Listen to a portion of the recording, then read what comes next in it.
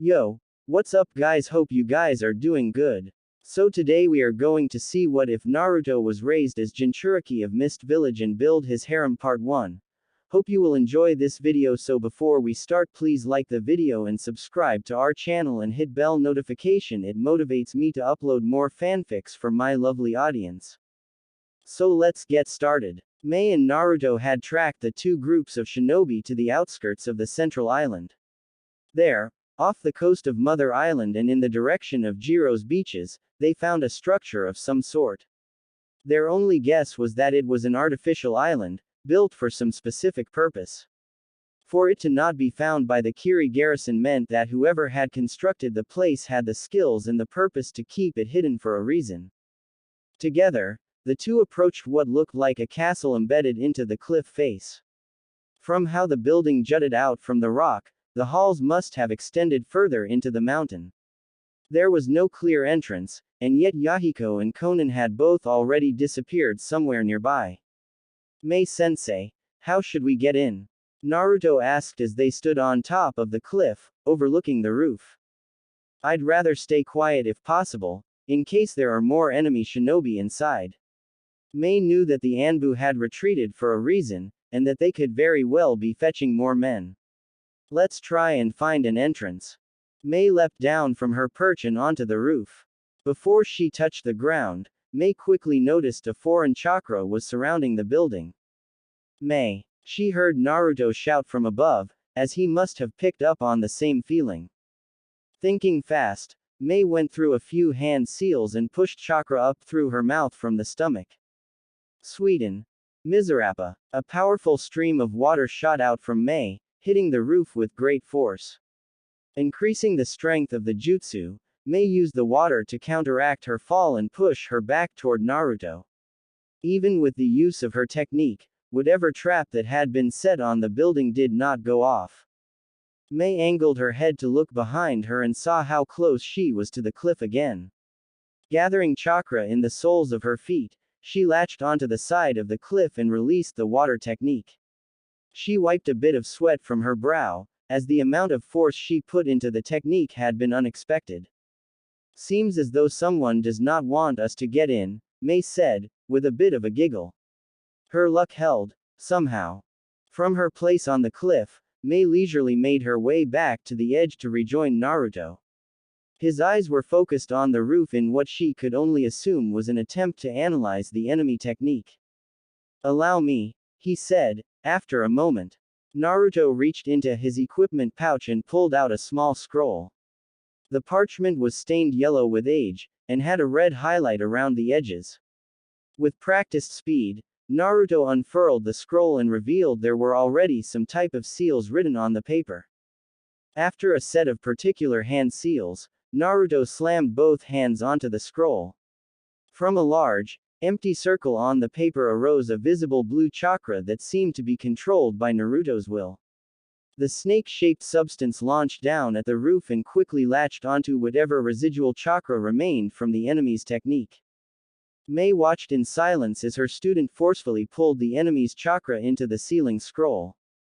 After a few minutes of perspiring work, Naruto heaved one final sigh of victory as the energy fully receded into the paper. The symbol for sealed appeared within the absorption circle, and Naruto carefully wrapped up and pocketed the now occupied parchment. Nicely done, Naruto. Mei could not help but praise his ability. The Uzumaki truly were talented with sealing techniques. It seemed his mother was a great teacher as well. Together, Mei and Naruto leapt down onto the solid roof and started to look for a way inside. There was no sign of damage from battle or natural causes. Somehow, the Akatsuki had found their own silent way inside, bypassing the exterior traps. Mei-sensei. Naruto shouted from the opposite side of the roof, calling the woman from her own exploration. What is it, Naruto-kun? She followed his pointer finger and noticed there was indeed a set of windows on the far side of the castle. They missed them based on their approach from the opposite side of the building. Still, the windows looked like they were untouched. Did the other two use a technique of some kind to enter undetected? No matter, they had their own way in. Now, It was time to capitalize on the fact their enemies believed themselves safe behind their stone walls and traps. They would never expect a tenacious pair of shinobi to have followed them. Mei and Naruto attached themselves to the side of the wall with chakra and peered into the windows. The inside was very dark, and though they could recognize faint light further inside the building, the room in front of them only found illumination from the graying skies outside. With a downpour imminent and their enemies nowhere to be found, Mei started to think they should take their chances and enter. Then, she noticed two figures standing off to the side in the room. What they were doing, she could not say, but the scant light that shined into the room picked up a hint of orange from their direction. Yahiko. Her mind made up, Mei signaled for Naruto to enter through the window. As one, they carefully pulled the decrepit framework out to make room for themselves.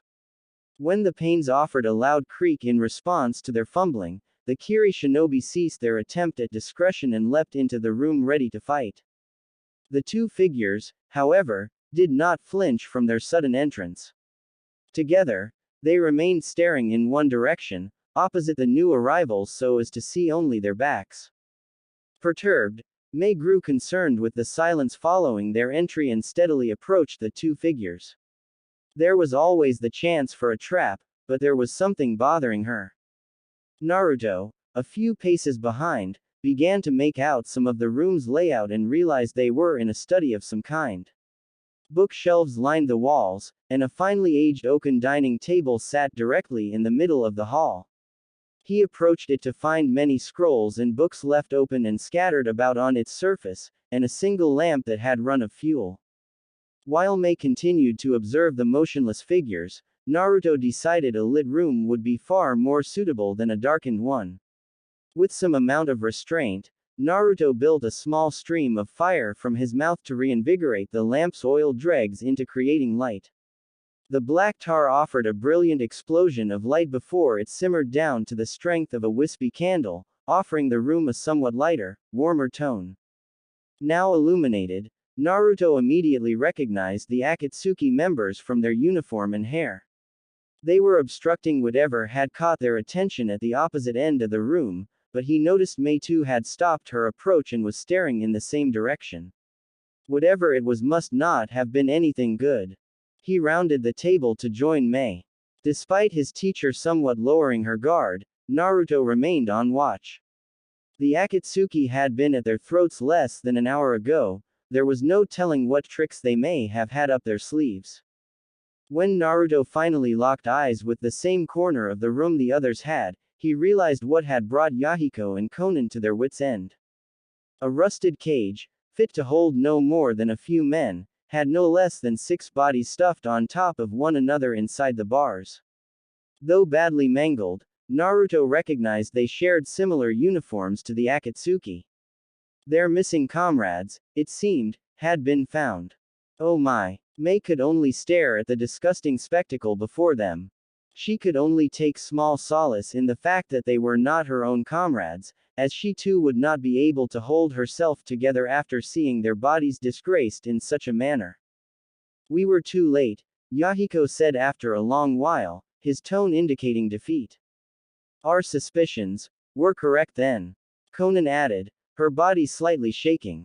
Yahiko, as the leader, was the first to approach the cage to get a better look at the now rotting corpses. They were a mess, with recognizable lacerations and other puncture marks indicating heavy torture prior to death. After rounding the cage a few times, the young revolutionary let his shoulders sag. At the very least, he is not among them. Mei and Naruto both narrowed their eyes, as they found it odd Yahiko was relieved after confirming the deaths of his comrades. Who could be so special for him to consider the mission not a total loss? You mean Obi? Konan started to say something, only for Yahiko to interrupt her. Yes, look for yourself. Together, the AIM ninja looked over their fallen comrades and purposely ignored the Kiri shinobi present. Regardless, that offered Mei and Naruto a chance to regroup themselves to figure out this turn of events. When they had expected to find a den of Konoha shinobi, instead they found a bunch of bodies and a new mystery. What terrible experiments had occurred in the land they were sworn to protect? Who would do such a thing? Naruto could not help but ask out loud. To not only torture and murder them, but to leave their bodies in such a disrespectful place was too much. We were not exiled by Hanzo the salamander's strength alone, Conan said in response, surprising Naruto as he thought she was not interested in their presence. To hold onto his throne of power, that man allied with the Leaf, with Konoha, and the Yondaime Hokage. She spit the title of the Leaf Village's leader out like it was poison. A monster that takes a man's shape. He freely experiments on both his captives and the shinobi of his village. Yahiko filled in the rest, as Conan was no longer in the mood to talk. Both of them seemed scarred from their own encounters. The experiments he subjects the captives to are inhumane, and all of them are conducted for his own selfish desires. Yondaime Hokage, Orochimaru. Yagura warned me about him. Naruto remembered the short introduction offered before. He knew not what the man looked like or even acted like, but seeing these terrible results, he could only guess that they were a monster incarnate. Who else would have the lack of a heart to do something so terrible to human beings? What were your men doing here in the first place? Mei asked. If it were true that this facility was run by the Yondaime Hokage, that would mean Akatsuki had in some way attracted his attention enough to choose to capture them.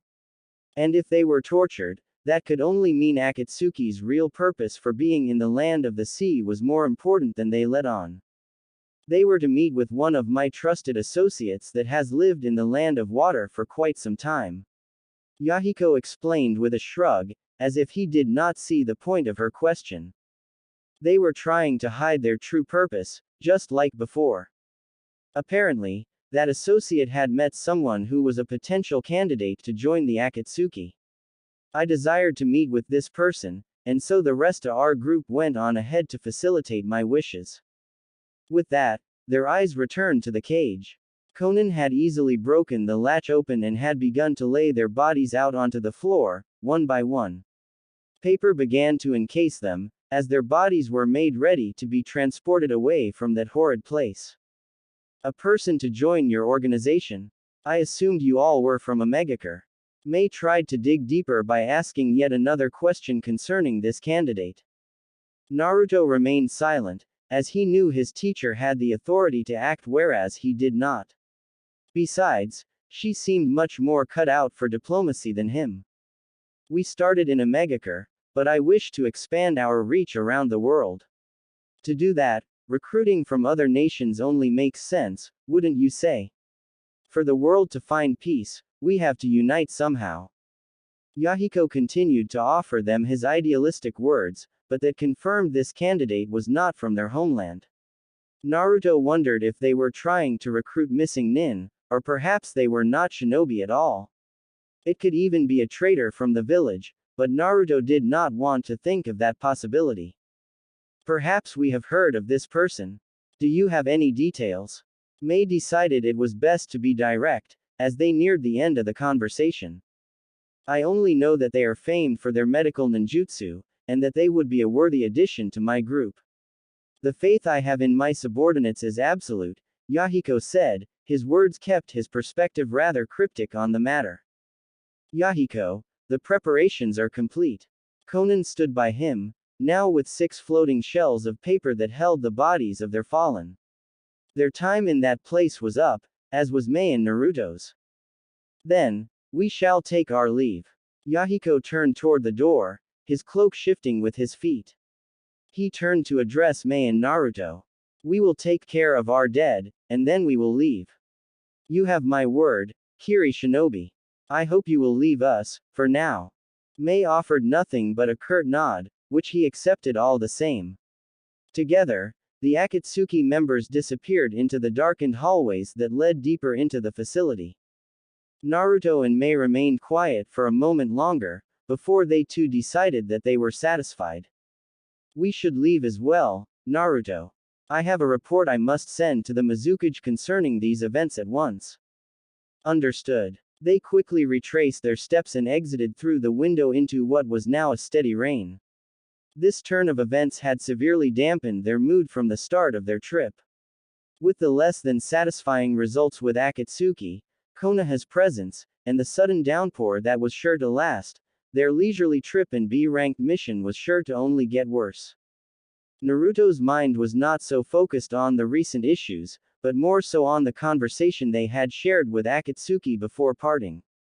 In particular, he wanted to know more about this associate of theirs and the person they were looking for. Famous for medical ninjutsu, Naruto knew his history well enough, but there were plenty of medical shinobi that had made names for themselves, but very few were local to the land of the sea. Mei is more knowledgeable than me. Maybe she knows. If his sensei knew more than he, her stern face refused to reveal such details. But, she seemed very eager to send that report off on their way back to town, and so Naruto could only hope she had some kind of plan. Naruto leaned against the open door frame and watched the rain pour down around the inn. There was something beautiful about watching a lush garden be pelted with water. He almost felt like he could fall asleep right there with the cold of outside mixing well with the heat from within. It had been a few days since Mei and Naruto had their fateful encounter with Akatsuki and discovered the Konoha hideout. After she sent her message off to the village, Mei had told him they would be taking a rest for as long as the rain kept up.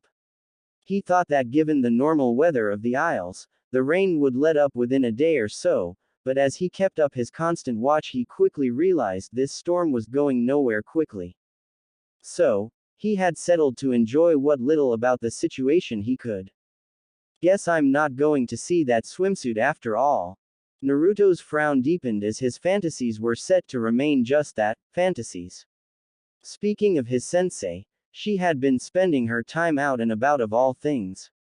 She passed it off as exploring the island for fun things to do, but Naruto had a sneaking suspicion she had more serious matters to attend to. He would have liked to go with her in that case, but she refused him at every turn. If the time ever came to ask her out on a date, at least he would be a seasoned veteran in experiencing rejection. Naruto. A familiar voice echoed from across the room. Speak of the devil. Naruto turned to see Mei was at the opposite doorway. When he met her eyes, he immediately noted a sense of urgency behind the stare. As expected, she was soaking wet from being outside, though it did not seem to faze her all that much. She looked no worse for wear, but Naruto could tell she was back with some kind of important news. I've found them. The ones Akatsuki are looking for. Hearing those words, Naruto stumbled to get onto his feet. What? Who? So that was why Mei was so determined to check out the island, she was trying to find that candidate person. He momentarily wondered why she had not asked him to help. Were they really so dangerous? Naruto shook such thoughts from his mind, he had to trust Mei's judgment. What mattered was that they had the advantage over Akatsuki, and they might be able to make use of this person for the village's sake. He hurried to get dressed in his uniform as Mei waited. As Naruto scrambled for his jacket and sandals, Mei thought over the results of her successful intelligence gathering. Her eyes narrowed as she remembered the time when Yahiko gave her the original hint, back in the hideout. A famous medical ninjutsu user. Very rare, at least for the land of water. Just one person could come to mind immediately. And that person was not of Kurigakure origins. Rather, they were associated with Konoha, a place that was quickly becoming their adversary. She had to be sure though, so she started to check the likely places that the fabled medical ninja frequented in her travels. Unfortunately, they were usually rather seedy spots and Mei had to be cautious lest she got involved in the wrong situation. The investigation paid off, however, when she found this person in one of the nearby village's gambling dens. Mei was sure she was not seen, and the woman seemed rather focused on the game at hand, so as soon as the identity was confirmed, she left. This person is a famous shinobi from Konoha, the Leaf Village. She made a name for herself in the Second Shinobi World War as the person to revolutionize the role of a medical shinobi, Mei said to Naruto, as he had almost finished his preparations. Also, they are just as well known as being the sole inheritor of Mokuden, from the Shodai Hokage. Naruto stopped in putting his sandal on when he heard her mention that specific Kekkei Genkai. Despite not being from the land of fire, he must have known very well the implications such a technique had. Mokuden. You don't mean the one and the same would release. It amazes me how she was allowed free rein to leave her village so easily, but Tsunade of the legendary Sannin is well known for being a bit spoiled. Mei, just as many other kunoichi had during their training, looked up to Tsunade as a role model. She never had any aspirations of becoming a medical shinobi, but her strength and beauty was something any girl would want to have. That was why this information and her close proximity meant more to Mei than even she thought it would. How to handle a situation like this was difficult, at best. An international incident was unavoidable, but the Mizukage's orders were absolute. The Mokuden would be taken for Kurigaku's sake, no matter what. I'm ready to go. Naruto announced the completion of his preparations. Mei looked him over and agreed that he was ready to leave the inn, but to fight Tsunade. That was a question Mei was not sure even she could answer. Luckily, they were to have some help in that regard. Come on, they may already be alerted to our presence. Mei led Naruto out of the room and quickly into the rain. They had some ground to travel before they arrived at the inn, and she could only pray they made it in time, all of them. Otherwise, things were sure to get ugly and fast. Seems we take another loss. Ah well, to home we go. Yosu. Tsunade-sama, please take this seriously. Stumbling out of the gambling den with a face redder than a perfect tomato, the famous Sannin and legendary sucker Tsunade led her apprentice Shizune and their pet pig Tauntaun back to the inn. Despite her sorrowful defeat at cards, with the loss of her share in a mere 20 hands, the beautiful blonde still managed to hold her head high. It must have been thanks to the sake. Shizune, on the other hand, was perfectly sober and aware of the consequences with their defeat. Her entire body ached with the familiar exhaustion she had acquired from watching her master gamble. That was the last of our money. The young woman groaned out loud. Tsunade did not seem to hear her.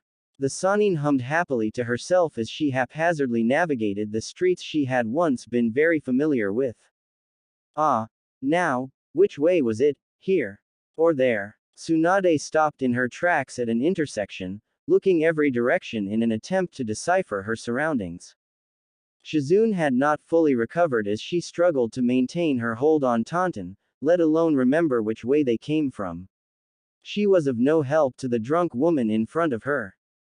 Whatever, Tsunade finally decided to just start walking again, when she saw something hop out in front of her. The instant she saw the red and green toad, her hazel eyes lit up with some kind of nostalgia. Through her alcohol-ridden gaze, Tsunade managed to remember something from seeing the creature. Her eyes widened a bit in surprise as it chirped a few times before again hopping on its own way. Tsunade-sama. Shizune practically moaned her master's name in distress. Have you figured out which? Shizune. Eek. Her subordinate shrieked in surprise. The sharpness in Tsunade's tone quickly woke Shizune and Tauntaun up from their depression.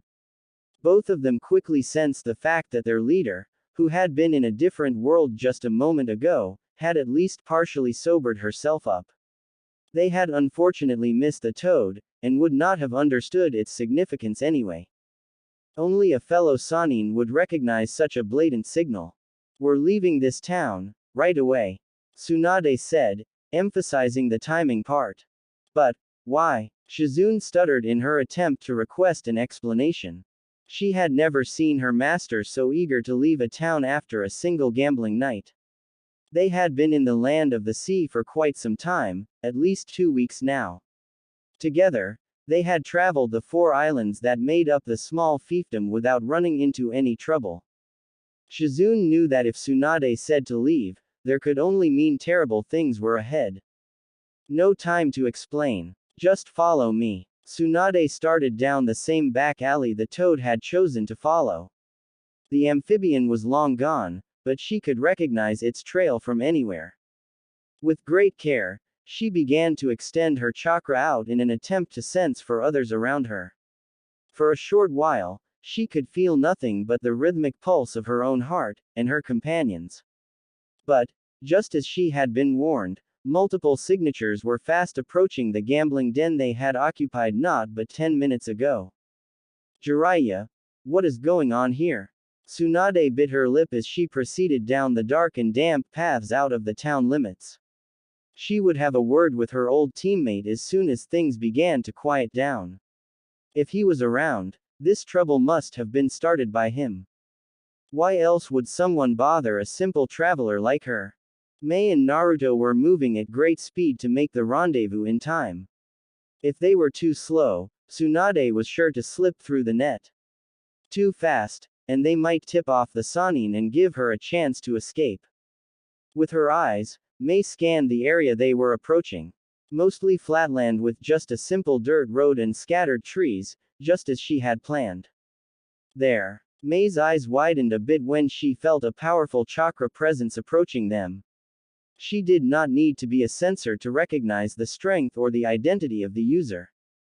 Their quarry had arrived. Quote. Exclamation mark quote. Mei skidded to a stop on the road with Naruto not far behind. In front of her, two young women matching their target description similarly paused in their flight from the village behind them. Both sides began to size the other up as a confrontation seemed inevitable. To the Jonin, it was very clear that this was Tsunade of Konoha, and the other one must have been her apprentice Shizune. In the younger woman's arms was a pig, dressed up in an outfit of some kind. Mei's eyes narrowed as she observed Tsunade closely. Though she had heard the rumors, she had not considered the transformation jutsu to be real. For a woman that was supposedly in her 50s, the Sannin looked very young. Well, if she was sensitive about her appearance, Mei could sympathize somewhat. Why are you blocking our way, Kiri-nin? Tsunade shouted the challenge with a harsh voice. I am Tsunade Senju, of Konohagakure. If you attack me, you attack my village. Mei adopted a scowl as she heard the woman's words. Using your village as a shield, Tsunade-sama. How unsightly for a woman of your stature. We know who you are, Tsunade of the Sannin, Mei responded, rather tersely. And Konoha has not been kind to our village as of recent times, so you'll have to excuse me if I don't pay you the proper respect. Across from her, Tsunade's eyes narrowed dangerously. There was tension brewing in the air, and the talking seemed to be making things worse. What's your purpose here? To capture me? Ha! Tsunade made the sound of a laugh, though she was clearly feeling quite the opposite. Her body was tense, like a tiger ready to pounce. As if I'd go quietly. In response, Mei examined the two Konoha shinobi to see if her bragging meant anything. Both Tsunade and her apprentice seemed rested, though how well she could not say, considering she found them already well into playing at the gambling den. Naruto and she would be dealing with two experienced medical shinobi, with no equal counterpart on their side, which would put them at a disadvantage. And, as Mei remembered, that mark on Tsunade's forehead was for more than just show. What secrets she had apart from Mokuden, the Terumi had not but the faintest idea. The scales were stacked against her for now, but Mei held out hope their reinforcements would arrive soon. If they could just buy a little more time. Trying to keep us waiting while your friends come along. I don't think so. As if she were telepathic, Tsunade threw off her green haori and started to sprint forward straight at Mei and Naruto. Watch out! Naruto shouted as he readied a kunai and ran forward to meet Tsunade. No, Naruto. Mei called for him to return, to no avail. He had no idea about her superhuman strength. Going blow to blow with Tsunade would be a death wish. Mei began to go through hand seals, praying she was not too late. It's over, brat. Tsunade lurched her arm back as she closed with Naruto. This kid from the mist has no idea what he's gotten himself into. Before she could connect, a thick mist descended over the battlefield and obscured her view.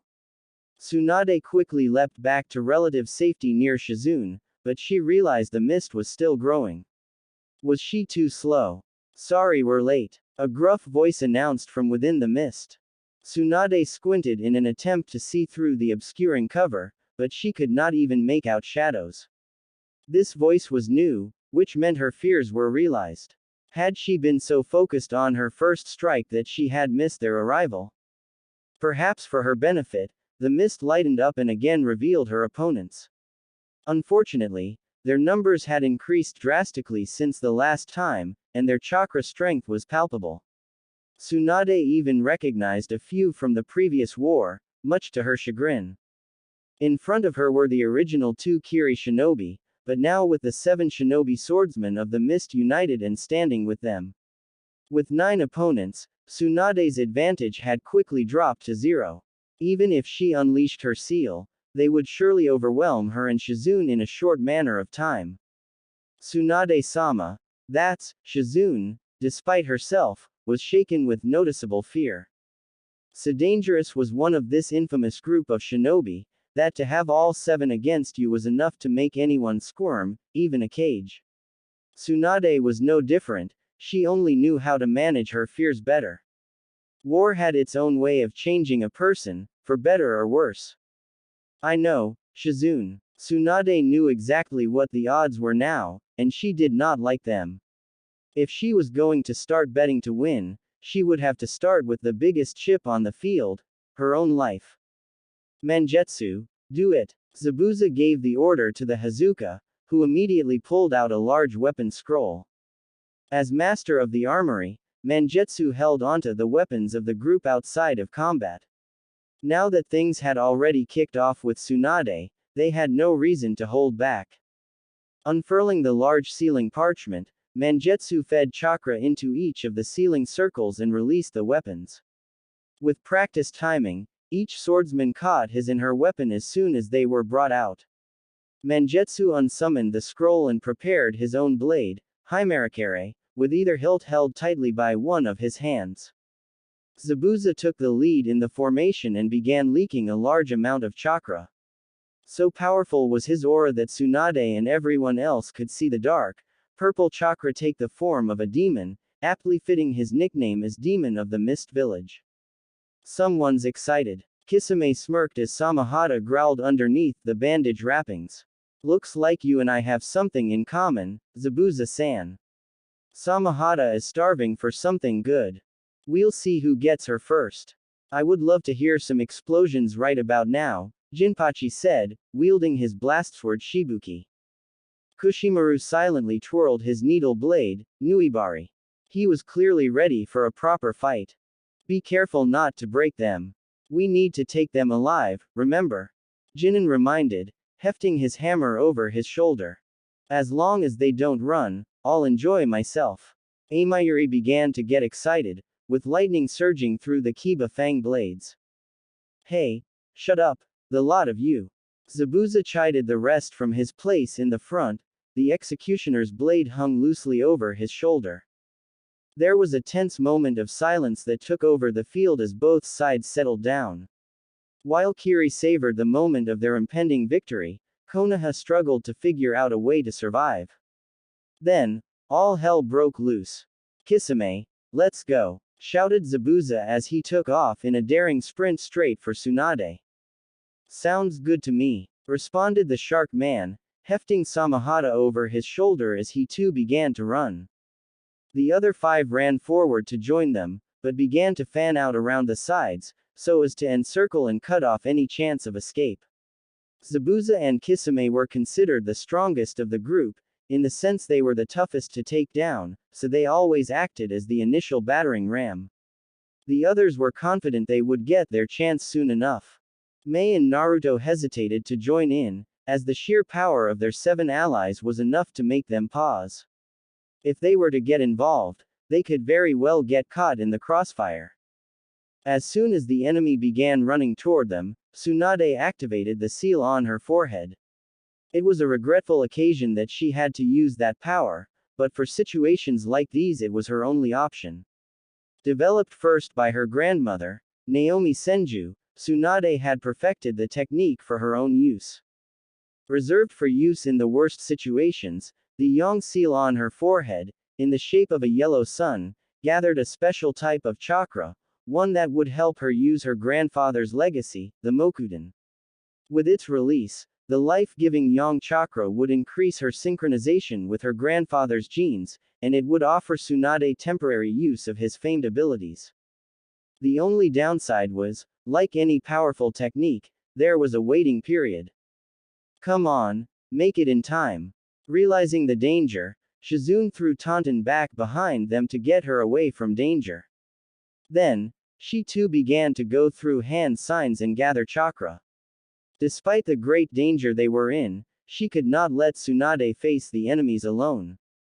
As the Yang seal activated, dark lines began to spread across Tsunade's forehead and to the rest of her body.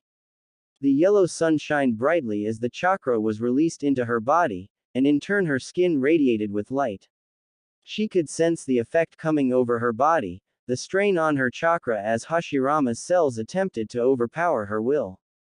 Lend me your strength, grandfather. Too late. I'll have your legs, Tsunade-san. Zabuza and Kisame were on her in moments, their blades raised high above their heads. Too fast for Shizune to catch and too fast for Tsunade to use her technique, the weapons came down upon Tsunade's head. From beneath Tsunade's feet, a familiar toad leapt up into the air to meet the swordsman. In its stead, a puff of smoke separated both sides. Mei had noticed something other than the pig had arrived near Tsunade's feet, but she had not predicted it to be a summon of any kind. There were no evident signs the Sannin wove hand seals or produced the blood necessary for such a technique, and yet the toad appeared to have come to her aid.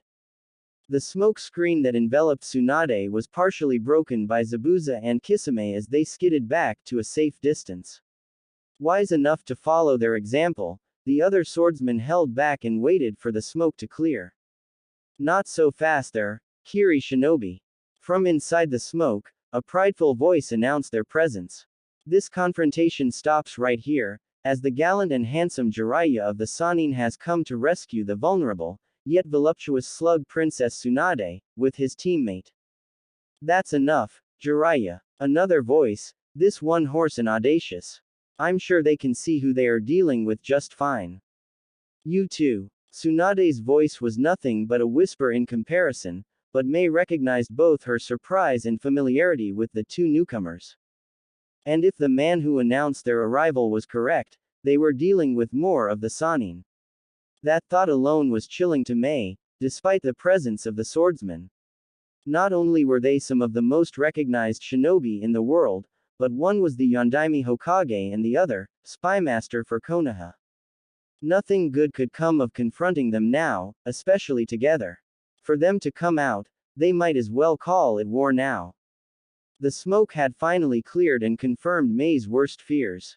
There, standing in front of the stunned Tsunade, was Jiraiya of the Sannin and Orochimaru, the Yondaime Hokage himself. They wore a gray piece of battle armor over their flak jackets, with dark clothing underneath. It seemed as if they had been fully prepared for this battle to happen, as if it were unavoidable. Mei wondered just how long they had been in the land of the sea, waiting. Orochimaru's sickly white skin belied his excitement for the battle, as he looked over the Kiri contingent with a deadly smirk. She met his eyes for a moment and felt herself become a bit shaken with fear. Fresh memories of the AIM ninja's fate reminded her just what kind of a monster this man was, and what would happen should they fail. Given the break in combat, Jiraiya looked away from Mei and the others and turned to Tsunade. They shared a moment of happy reunion, with words exchanged that she could not hear from the distance. Shinobi of the Hidden Mist. Orochimaru directly called out to them, forcing them all to stiffen. Perhaps our presence has not made it clear yet, but Konoha will not hand over Tsunade. You have two choices: withdraw, or die.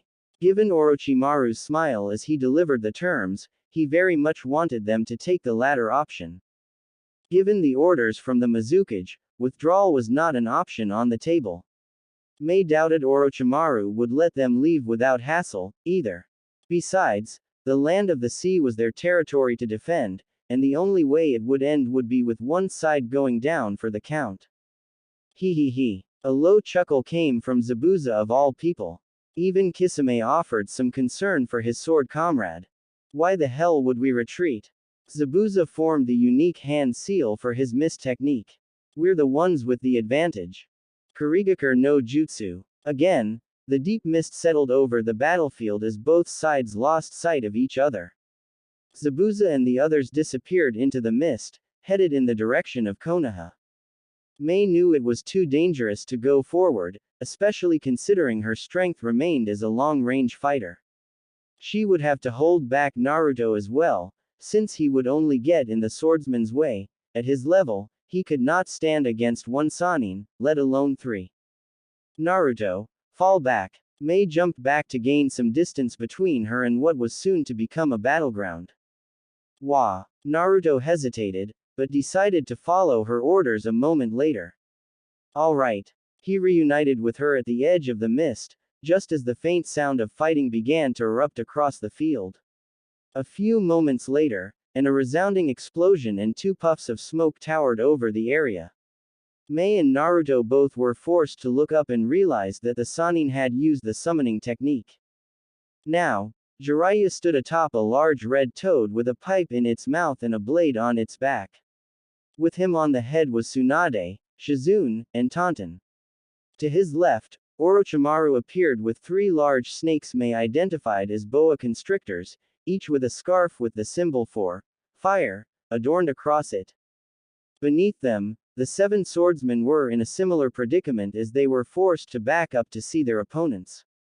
Still, their morale seemed to remain strong as they readied themselves to fight. Kiri Shinobi. Jiraiya began to speak with them. We have the advantage here, retreat now. There does not have to be bloodshed between us. You forget. This land is our territory to protect, Mangetsu said, his broadsword glowing with released chakra. Hehe. These are just a few more targets to cut open. Kisame was grinning in anticipation. Orochimaru went through more hand seals. He had already made his point very clear that he was willing to fight Kiri, as opposed to his partner's request for diplomacy. I can tell you're a strong bunch. How about I bring you back with me? My snakes wouldn't mind having a snack for the trip home. From the mouths of the towering serpents, dozens of man-sized snakes began to fall out onto the ground. They appeared to be a modified breed of anaconda, and they were incredibly fast. The snakes began to make their way toward the Kiri Shinobi, offering them no respite. Kisame, Mangetsu, with me. Zabuza leapt forward and, with one swing of the executioner blade, cut the anaconda in two. The rest of you, take care of the frog. I'm a toad, damn it. The large summon wailed, attempting to stomp Zabuza, missing him by a hair's breadth as the man leapt out of reach. Mei had no time to consider the rest of the battle as there were still plenty of snakes to deal with. She began to go through hand seals and build up chakra in her stomach. At least a dozen were headed for her and Naruto, so she had to prepare a considerable amount to get them all. Yoden. Yokai no Jutsu. A flood of the corrosive heated syrup launched from Mei's stomach, covering the battlefield in front of her. The first of the snakes attempted to cross, but were forced back as she continued to release more and more of the lava. Soon enough, their resistant scales gave way and they began to burn. For good measure, Mei launched a second wave up over the first field and brought it down over the snakes. The attack sealed the fates of all the ones that fell for her trap, but some had chosen to go around the field and were now at her sides. Eat this. Naruto leapt over Mei's head with kunai in each hand. As the anaconda began to spread their mouths wide open to devour the shinobi, Naruto threw his kunai into their mouths. Lodged deep inside their bodes, the snakes were blown apart as the explosive tags attached activated. Before Mei could even congratulate Naruto, she felt the ground underneath them shift. She knew that Naruto was still falling to the ground, and would not dodge in time. With all her strength she leapt into the air and pushed Naruto with her body away from the spot she had been standing. Not a moment after, the remaining two anaconda emerged from burrows underneath and quickly chased after the two shinobi. Their speed was astonishing for creatures of their size, and Mei knew she did not have enough time for hand seals. Hold on. Mei heard Naruto say as his arms found their way underneath her back and legs. What are you? Mei paused when she felt Naruto build up a considerable amount of chakra in his extremities. I may not be as fast as my dad, but. As Naruto's feet touched the ground, the two of them accelerated away from the snakes. I'm not too slow, either. The world around Mei became a blur, and her mind raced to analyze the technique. Hiraishin. No, impossible. It must be the body flicker. Despite lacking the instantaneous speed of his father's space-time technique, Naruto's apparent mastery of the Shunshin technique made increased his potential for speed more than Mei could have ever guessed. Not even she could handle that level of speed. When Naruto finally set her down, there was no sign of the snakes that had been so close to finishing them. The large summons were visible off in the distance, but still with a great amount of distance put between them in the span of a few seconds. That was amazing, Naruto-kun, Mei said with confidence. Naruto offered her a smile as they had a moment to catch their breath. Even though the battle just started, the adrenaline surrounding the high-stakes game was getting to them. Still, they could not stay out of the way with their comrades doing all the work. Come on Naruto, we need to get back to the fight, Mei said. Mei started to run forward, with Naruto close behind. Who are we going after? He shouted. Mei's eyes were dead set on the toad, and the people standing on its head. She wanted Tsunade. Zabuza leapt to the side as one of the snake summons slammed headfirst into the ground in an attempt to eat him. Taking advantage of its weakness, he leapt atop its head and forced his sword into the top of its mouth. Then, with all of his might in a powerful roar, he pulled the blade through the snake's head, forcing the skin to fold over in two as the head fell apart. Mangetsu and Kisame had remained closer to one another in the fight against Orochimaru and the remaining two boas. One of the snake heads headed for Kisame, despite his focus on defeating the one with Orochimaru on top. Mangetsu gathered chakra around his broadsword and forced it to take the shape of an axe. With a vertical swing downward, he brought the attack down on the snake's neck, decapitating it and forcing the body to unsummon. Thanks, Water Boy. Kisame used chakra to attach himself to the snake's body, dashing up toward the head. Zabuza came from the opposite side and similarly began to run up the snake for Orochimaru. Rather than focus on them, however, Orochimaru had been paying close attention to the fight with his anaconda that had just wrapped up. He was very interested in the woman with the ability to use lava as a technique. That was something he would not mind possessing for himself, and what Orochimaru owned, Konoha owned. I think I'll play with her next. Forcing his body to loosen into that of a snake, he leapt down from his summon's head and went straight for his prize. Zabuza and Kisame arrived at the top of the snake and quickly noticed Orochimaru's escape. Mangetsu! Zabuza exclaimed, ordering him to intercept the snake. I'll go too. Kisame leapt from the head down toward the escaping Hokage. He turned to look at the bewildered Zabuza and pointed at his blade.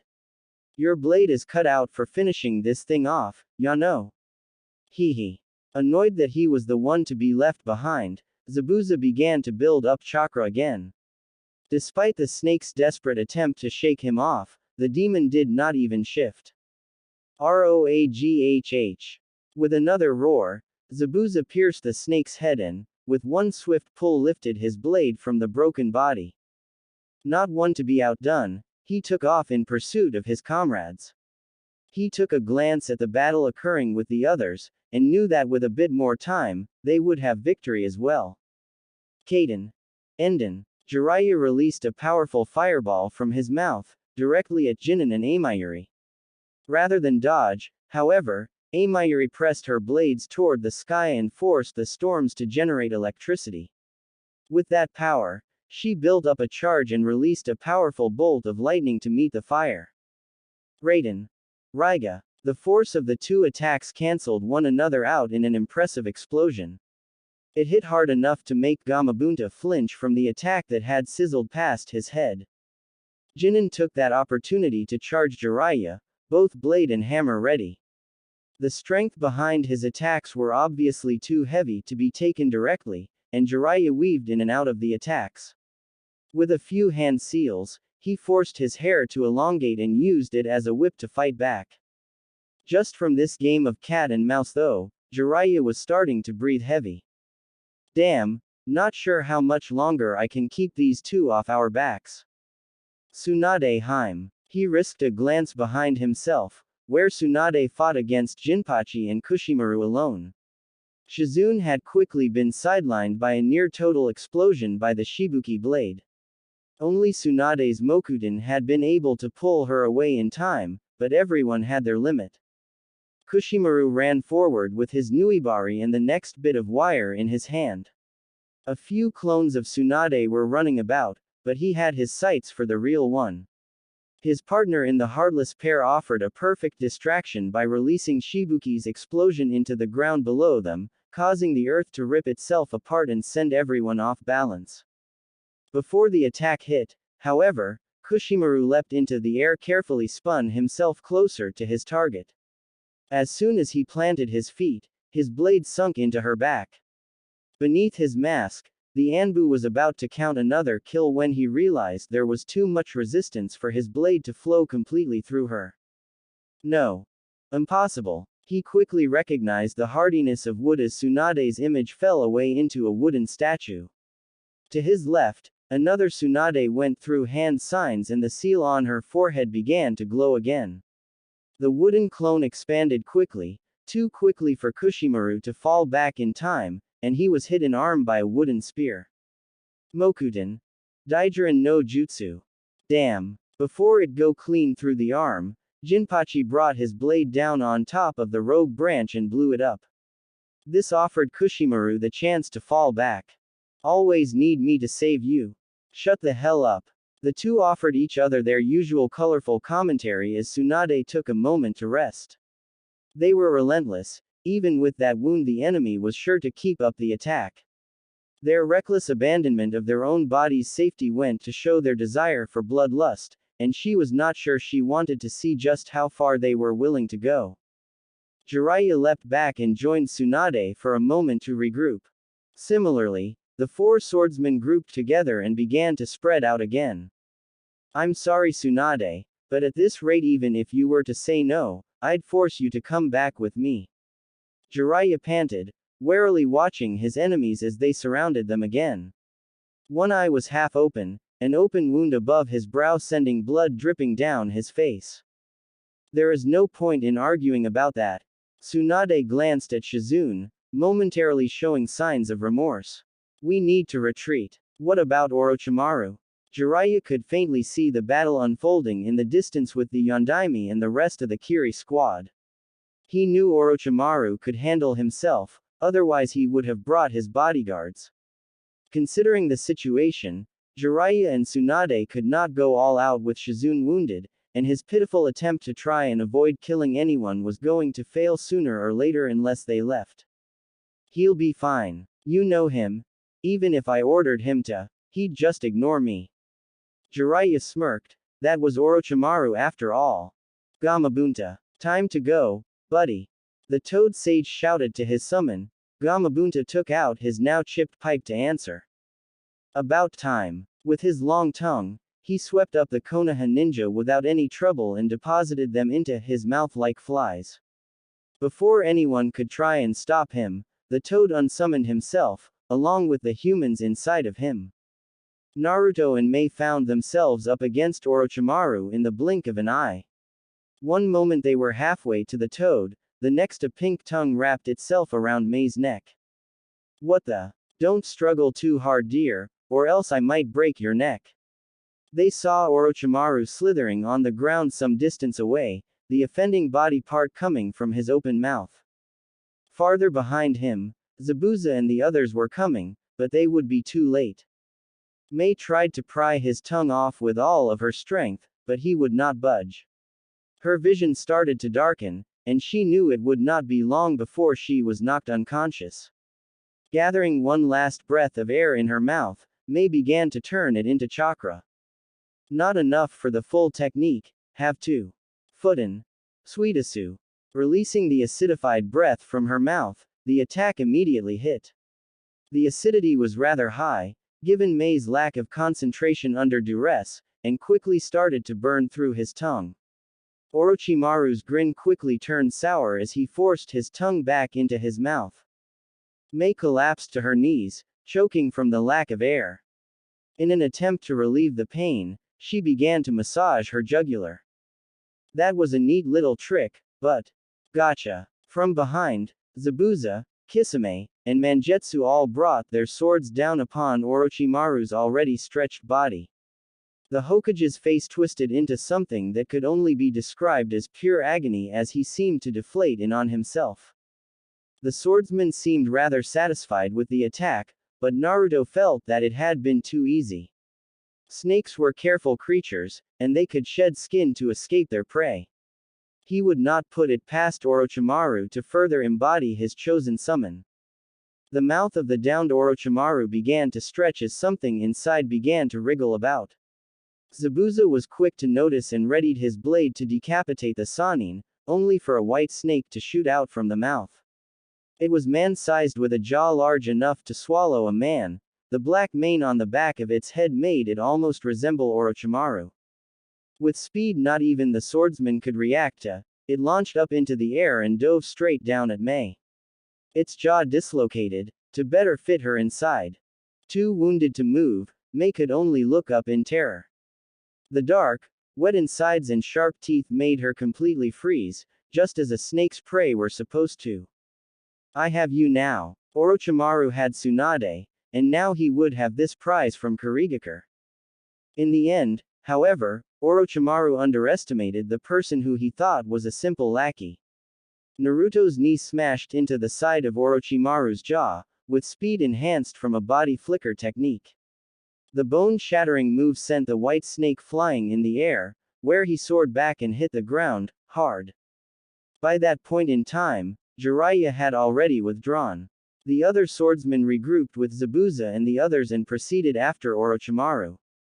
Rather than press his luck and try again, the snake had used the pause in combat to burrow underground and escape. Mei, are you alright? Naruto knelt down and looked her over for any other wounds. Though she was still massaging her neck, everything else looked fine. When she offered a small smile, he knew she would be alright. Thank you, Naruto. She coughed from the strain it was to talk, but she had to express her gratitude. He had saved her from that thing. That was something Mei would never forget.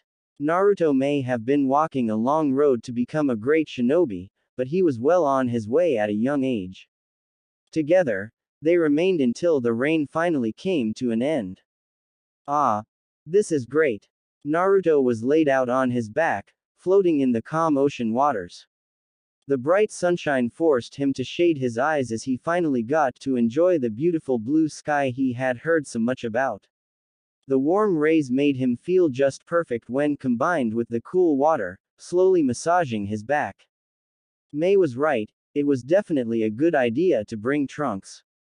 Thanks to their hard work and the unexpected complications, the Mizukage had given him and Mei leave to stay in the land of the sea for a few more days. Perfect timing, with the weather choosing to clear up.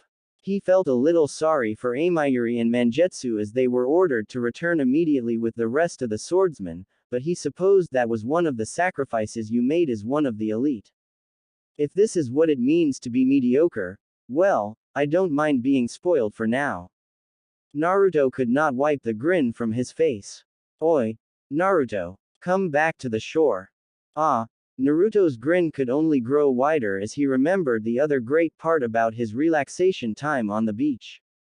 He lifted his head from the water and brought a hand to his brow, to keep the sun from his eyes.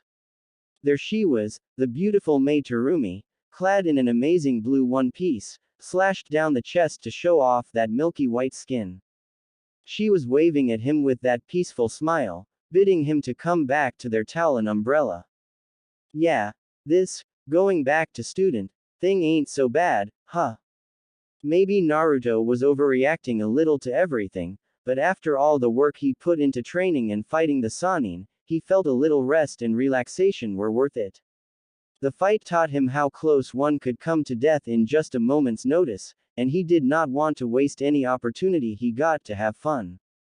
Alright, coming. This looked like one such opportunity.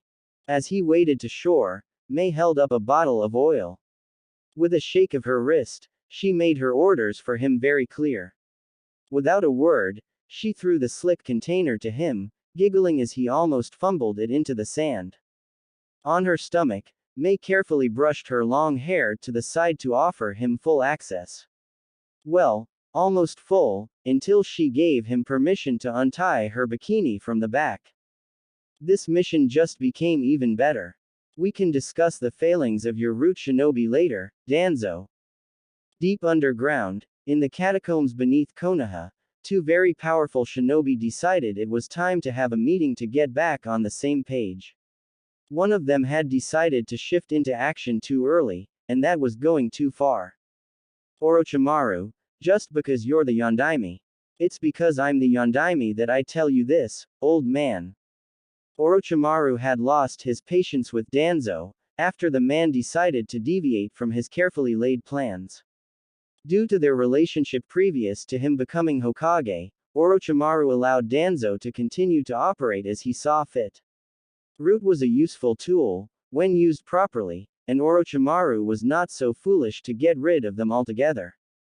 They simply needed a tighter leash, if the most recent incidents were anything to go by.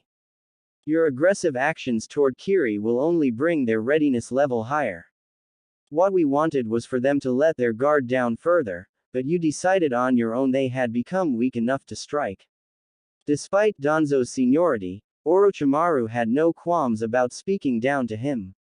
Not that he thought it would do any good, but he enjoyed it all the same. Just because we have strengthened our alliances with AIM and Taki does not mean we can afford to leave the other countries alone. Danzo narrowed his eye, refusing to back down. My men underestimated the Nine Tails, yes, that much is true.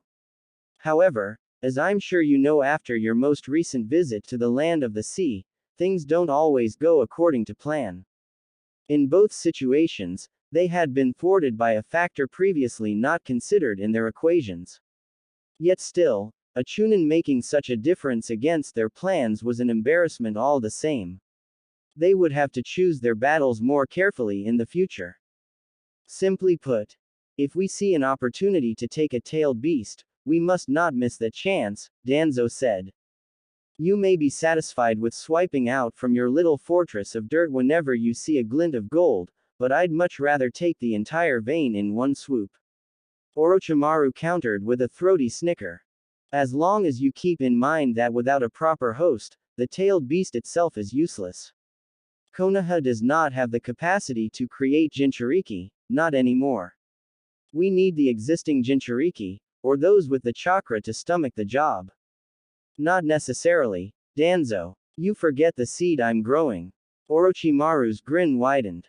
Danzo blinked, recollecting on their past conversations. He must have been talking about that Uchiha boy, Sasuke. You are still set on that immortality jutsu rubbish, I see. We'll see what's rubbish when one of us is lying in the dirt, never to breathe again. Orochimaru shrugged. Needless to say, with the Uchiha clan's dojutsu, we can control a tailed beast without the Jinchuriki. A lot less work too. With a Sharingan controlling the beast, you get the yin and the yang without all the extra security necessities. No more ceiling or risk of being let loose at the wrong time, it was the perfect technique. You just had to find the right Uchiha for the job, and Sasuke was coming along nicely. Besides, Sasuke-kun needs the battle experience, he needs a proper war for him to become a good host. War. Now that was a word Danzo had heard tossed around a lot recently by Orochimaru and his servants. He served in 2 of the world wars, so Orochimaru should have known the kind of damage one could do to a country. Rarely did the country that started the war come out on top in the end. Though, the land of fire and Konoha itself was very different since the last war. Things could always play out differently. Orochimaru is crafty. And dangerous. Hokage-sama, a cloaked figure behind Orochimaru finally spoke up. The voice was feminine, and as quiet as a whisper in the wind. He's approaching from 12 o'clock. Thank you, Hinata-chan. Danzo's eye widened slightly. He was still toting that girl around. The disgraced Hyuga heir. The last he remembered, she was still stuck up in the hospital like some mute. Of course Hiruzen had thought to baby her, but Danzo had long written her off as a lost cause. Leave it to Orochimaru to collect the broken pieces of society. There you are, Zetsu, Orochimaru said to someone behind Danzo. I was wondering when you would decide to arrive. Fashionably late. Danzo turned to see a man, one half white and the other black, twisted together like some withered plant. He wore nothing over his body, and he was most definitely not an ally of Konoha. One of Orochimaru's acquaintances he happened to meet after taking over the Land of Bones. I don't report to you, Orochimaru. Remember that. His voice had the rasp of something dead. Whatever you like, Zetsu. How's my eye? Orochimaru's question caused Zetsu to offer a rare show of emotion. Another question. How is the hunt for tailed beasts? Humph. The Hokage was clearly not pleased with the casual dodge of his question. The Ikibi, Yanbi, and Nanabi are under our close watch. We can take them whenever we'd like. My men recently attempted to take the 9 tails. Key word is attempted, Danzo. Zetsu interrupted, scolding the old man's choice of words. I was there, watching. Danzo narrowed his eye. What a disgusting excuse for a human being. Kiri will have its time of vulnerability once my plans start. The firestorm will start in Kumo and then expand around the world. Orochimaru cackled. Then, you will have the tailed beasts. As promised. And in return, Orochimaru started, intending for Zetsu to finish. And in return, I will offer you what Madara has left behind. Orochimaru's smirk widened upon hearing that. Until next time. Zetsu dropped back into the ground the way he came in. Hinata-chan, Orochimaru turned, carefully removing the girl's hood so that they could look upon her face. Was he lying? Danzo noticed the obvious bulge in her blood vessels around the eye, signifying the activation of the Byakugan Kekkei Genkai. So, that was why he brought the girl along. I sensed no disruption in his chakra flow as he spoke with you, Hokage-sama, Hinata responded with an oddly familiar lack of emotion. Good work, Hinata-chan. Orochimaru turned halfway, as if to leave. He paused, then turned back to Danzo.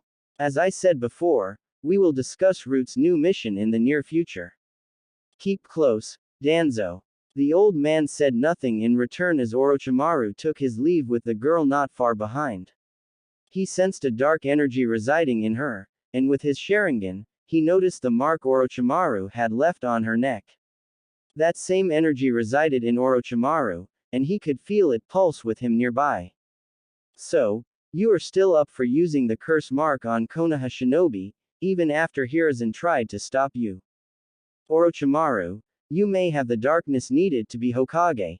But, your selfishness will be your undoing. Danzo then took his own leave.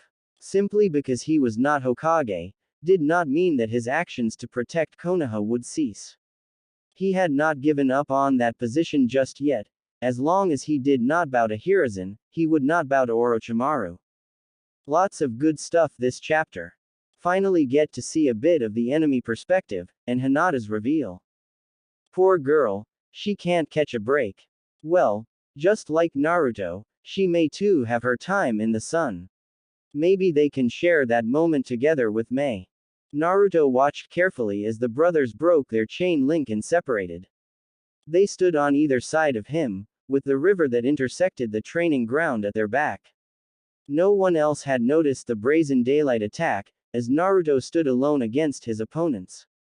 That was fine, he figured. He would not have to hold back since there were no bystanders to get in the way. Still, he would need to keep at least one alive to get the information he needed.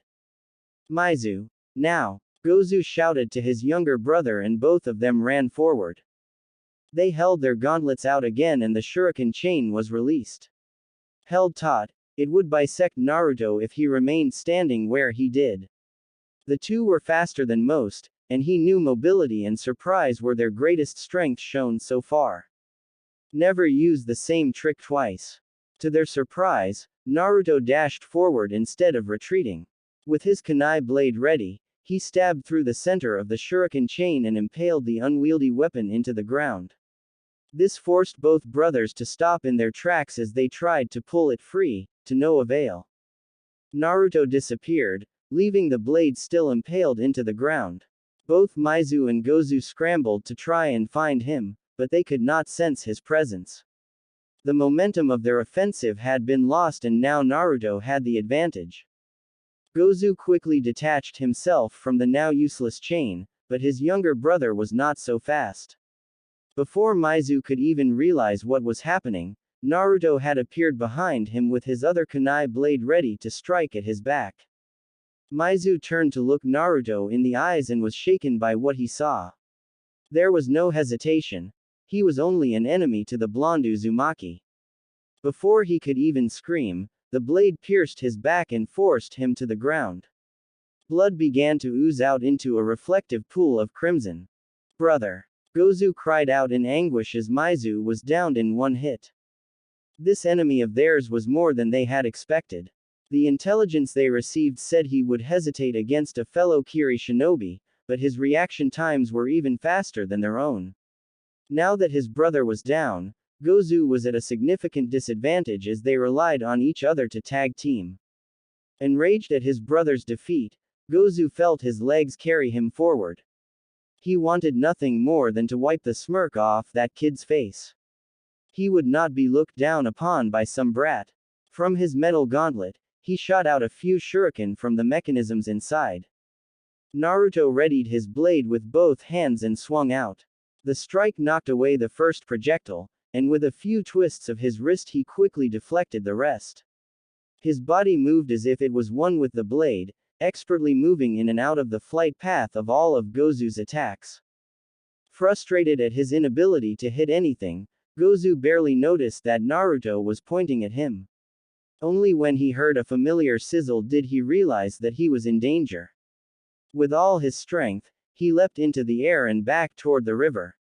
In the next moment, the place where he was standing exploded with rock and shrapnel launching in all directions. Gozu recovered himself on the river, using chakra to stand atop the moving water. He tried to assess the situation in an effort to calm himself. Naruto remained where he was originally near his brother, and so he had a moment to think. The attack happened right where Naruto's blade was impaled into the ground, and so Gozu quickly connected the dots. Naruto must have planted an explosive tag on his sword prior to using it to impale the chain.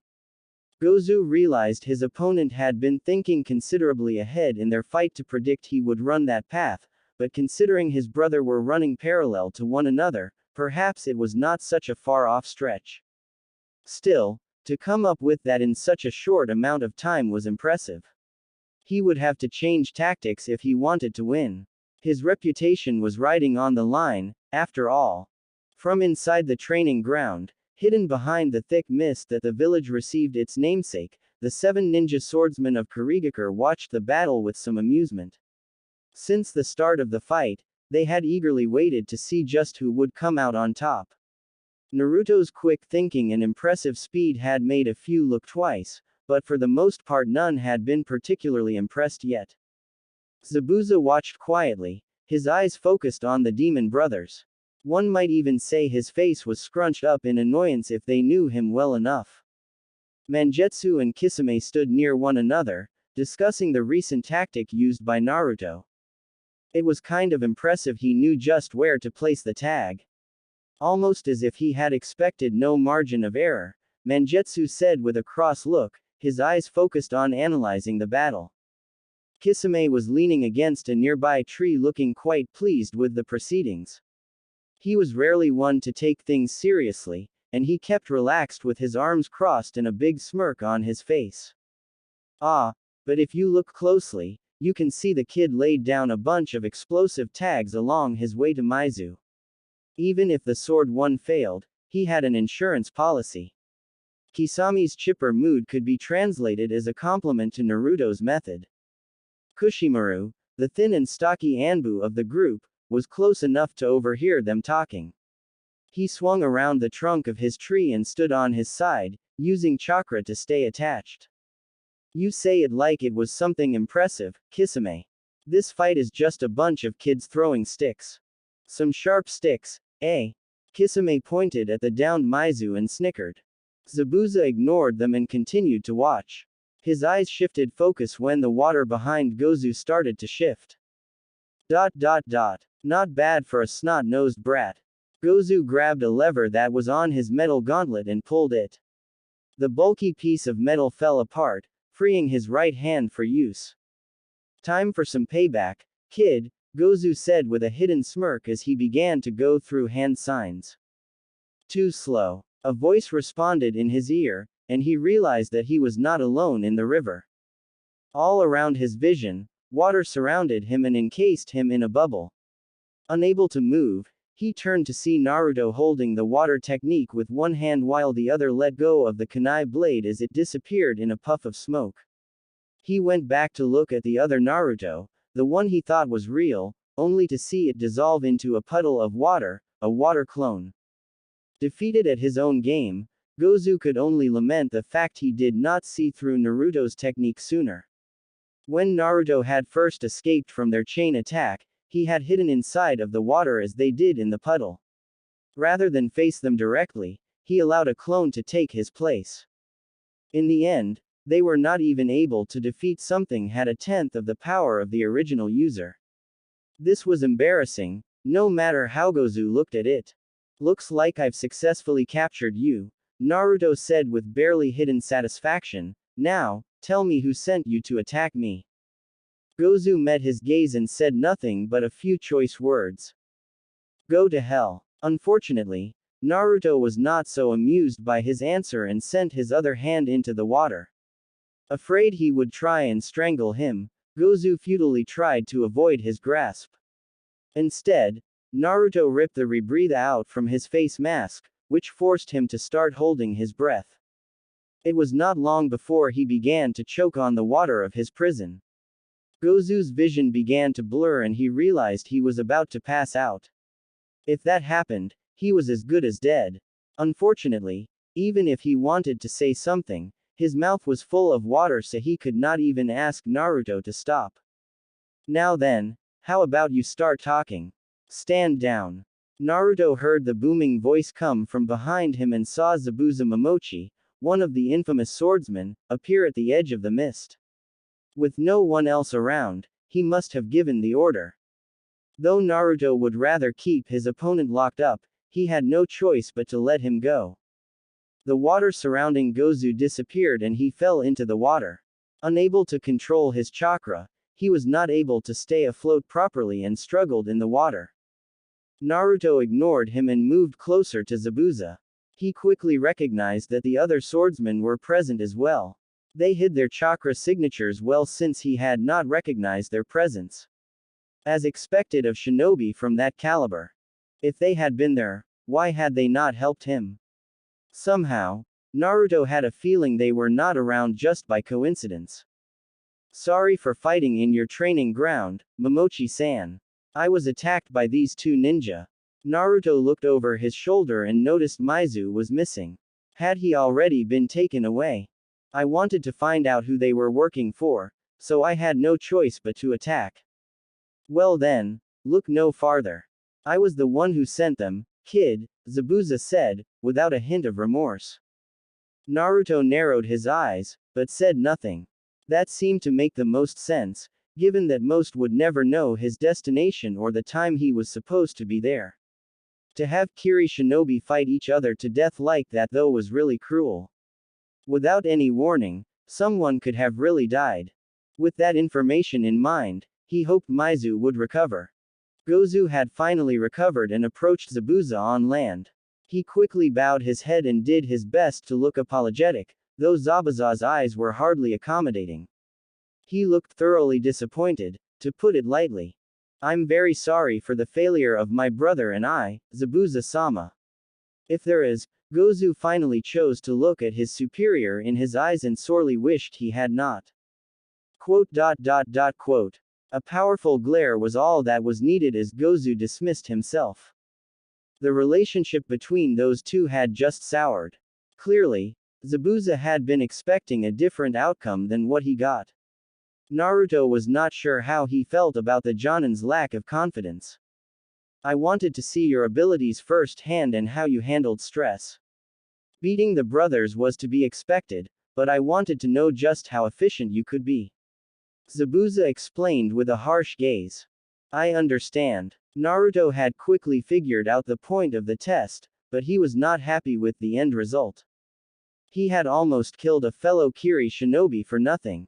That did not sit well with him. Zabuza must have picked up on his hesitation and crossed his arms in defiance. The gap between their skill levels was very clear, so in Naruto's position it was hard to argue against the method.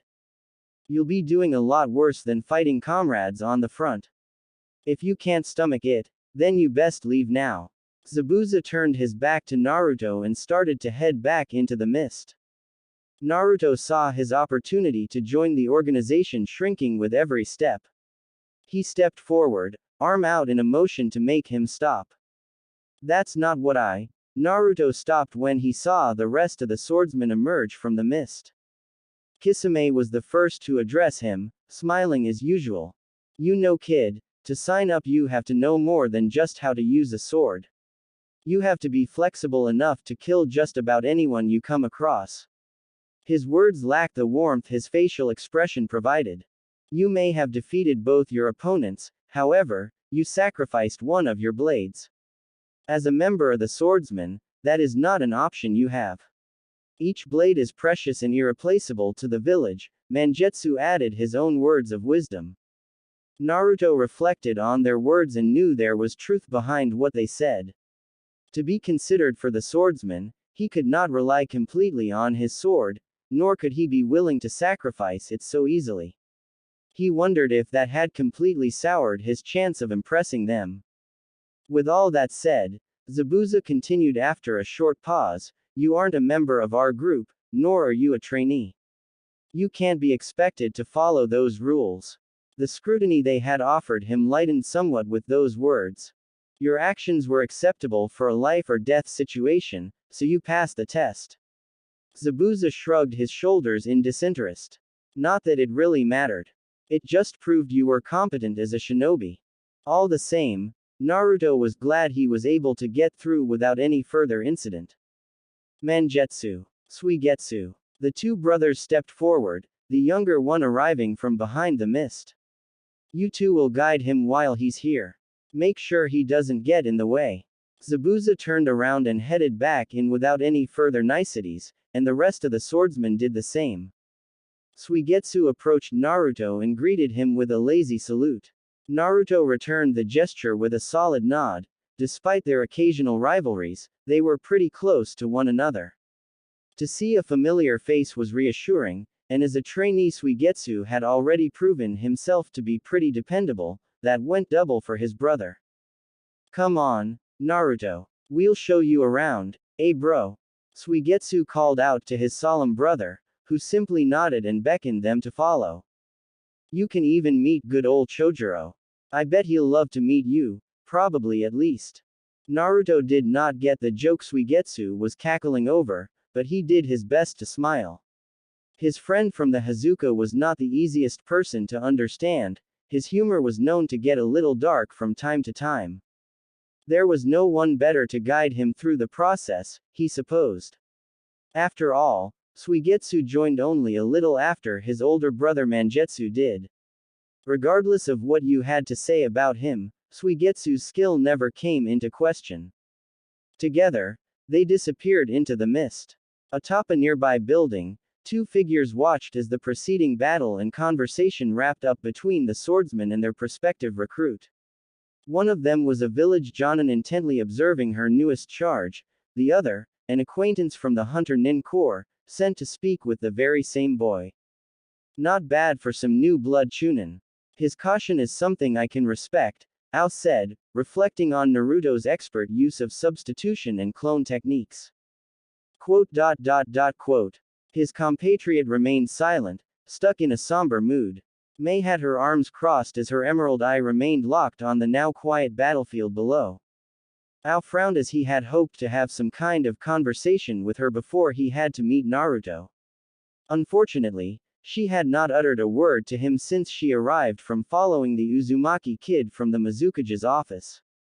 It was obvious she was trying to gather intelligence on him, but for what he had no idea. Given his show, I'd say you don't have much to worry about. If he has that kind of potential, he should be a good student. Ao spoke from his own experience with his superior, Tsurugi. Seeing that kind of potential was something you could get good at, given enough time. A veteran of the Third Shinobi World War, Ao had seen just about everything he could care to in life. To find a decisive, cool shinobi like Naruto get into such a position like the Seven Swordsmen bode well for the village's future. He was sure Minato, the boy's father, felt the same way. Despite Ao's words, May refused to budge. Her dubious frown only seemed to deepen. She was trying to come up with some excuse, some hidden problem the blonde had to justify her worry. Unfortunately for May, she would have to learn on her own that such secrets could only be found out by talking face to face with the man of the hour. Well, Ao sighed, bending his back a bit to stretch. It's about time I go introduce myself to him. If I notice anything, I'll let you know. He offered one last look of sympathy to the embattled Jonin. Then, he was gone in a blur, leaving May alone with her troubled thoughts. And that is the Nuibari, wielded by Kushimaru Kuriarer. It is a thin needle sword that complements the speed of the user in order to make pinpoint, piercing strikes through opponents. Mangetsu explained to Naruto as they stood off to the side of the swordsman as they trained, either in sparring matches together or off alone. They were watching Kushimaru train, a tall lanky man with a mane of light hair, tempered by his Anbu mask that hid away his identity. He was fighting against Jinpachi, reinforcing the fact the two were often seen together. Due to the sordid acts they committed during their shinobi career, they were known as the Heartless Pair. With the thread embedded inside, he strings his opponents up so they can't move. From what I hear, it's pretty painful, just the way he likes to leave them. Kind of disgusting. Might as well just kill them, right? Suigetsu added, shaking his head at the ANBU's choice method of killing. Naruto definitely did not like the sound of that, but no one could deny Kushimaru's effectiveness on the battlefield. There was a reason why he still had a sword in his hand and the village's symbol on his mask, rather than be stuck in some jail. Still, Naruto wished the village did not have to rely on men that felt the way he did about killing and death. It was almost as if he was not human. Enough of that crap. Bro, let's get show and show off your sword, Haramakare, Suigetsu said in a not so subtle way to change the subject. Very well. His brother, as always, kept a civil air about him as he waved Chojuro over. The boy in question, a short Kiri shinobi with turquoise hair and a pair of glasses, came running. In his zeal, he almost tripped over himself a few times. But still, Naruto could see that he was very satisfied to be acknowledged. When he ran up to them, he and Mangetsu shared a friendly glance. Yes, senpai, I've arrived, Chojuro said with a bit of pride, standing as straight as he could. Chojuro, we were just about to go over the Haramakare's function with Naruto. Perhaps you should be the one to explain it instead, Mangetsu said as he summoned a scroll and unfurled it. Inside, Naruto could see labels for 7 different swords. He quickly figured out that the scroll was where the swords were kept when not in use by their respective owners. Suigetsu had mentioned his brother was known as the master of the armory in the swordsman, which was apparently a coveted position because it meant that user was responsible for each weapon and in turn, could wield any of them should it be necessary. Mangetsu summoned his own sword with a quick application of chakra. A large puff of smoke hid the broadsword's sudden arrival. Wrapped in bandages, Mangetsu held the large blade with both hands as it so happened to have 2 hilts. Despite its obvious weight, Mangetsu did not look dispirited and easily threw the blade around a bit to warm himself up. Of course, senpai. I can probably manage that much, probably, the trainee whispered the last part, but everyone could easily hear it. Chojuro clearly had some issues with confidence. Anyway, the Haramakare is a blade that is capable of storing a large amount of chakra to be used in a form of shape manipulation. There are two large holes at the top of the blade where the chakra is released to form a shape around the blade, which is generally used to enhance the hitting power of any attack. Despite his uneasy nature, Chojuro very passionately recounted what he had learned with Naruto and Suigetsu. Mangetsu meanwhile prepared a quick demonstration. With a wide stance, he held the blade in front of himself and allowed a quick release in chakra that quickly formed the shape of a long sickle. With a single wide swing, the chakra blade went out and brought down the closest target dummies with a clean strike to their center mass. Naruto stood in silent amazement, along with Chojuro. Suigetsu just rolled his eyes and smiled. That was his brother, all right. As you can see, the speed at which these weapons form from the chakra is quite fast. They are also used to extend the user's range well past that of a normal blade. Much of the technique relies on the user, however, so it really goes to show how much Mangetsu Senpai practices. That much was obvious. His expertise with such a heavy sword, as well as the obvious chakra requirements it offered, was impressive to say the least. Mangetsu returned to them and sheathed the sword on his back. He remained as taciturn as ever, not reacting to their silent praise. Eventually, Naruto could not help but ask what had been on his mind since he arrived. Among these people, he figured he could trust they would not berate or laugh at him. So, Mangetsu-san, if I was requested to be here, does that mean I will receive permission to train with you? As much as it was rewarding to watch such powerful shinobi train, there was only so much he could learn from standing around. Besides, he came here because he wanted to become like them. He wanted to one day have the kind of power Mangetsu had displayed, so that he could protect the village and his family. If he was not going to become one of the 7 swordsmen, then being there was a waste of time. That is something that is up to each swordsman on a personal level, whether or not they want to talk to you or not.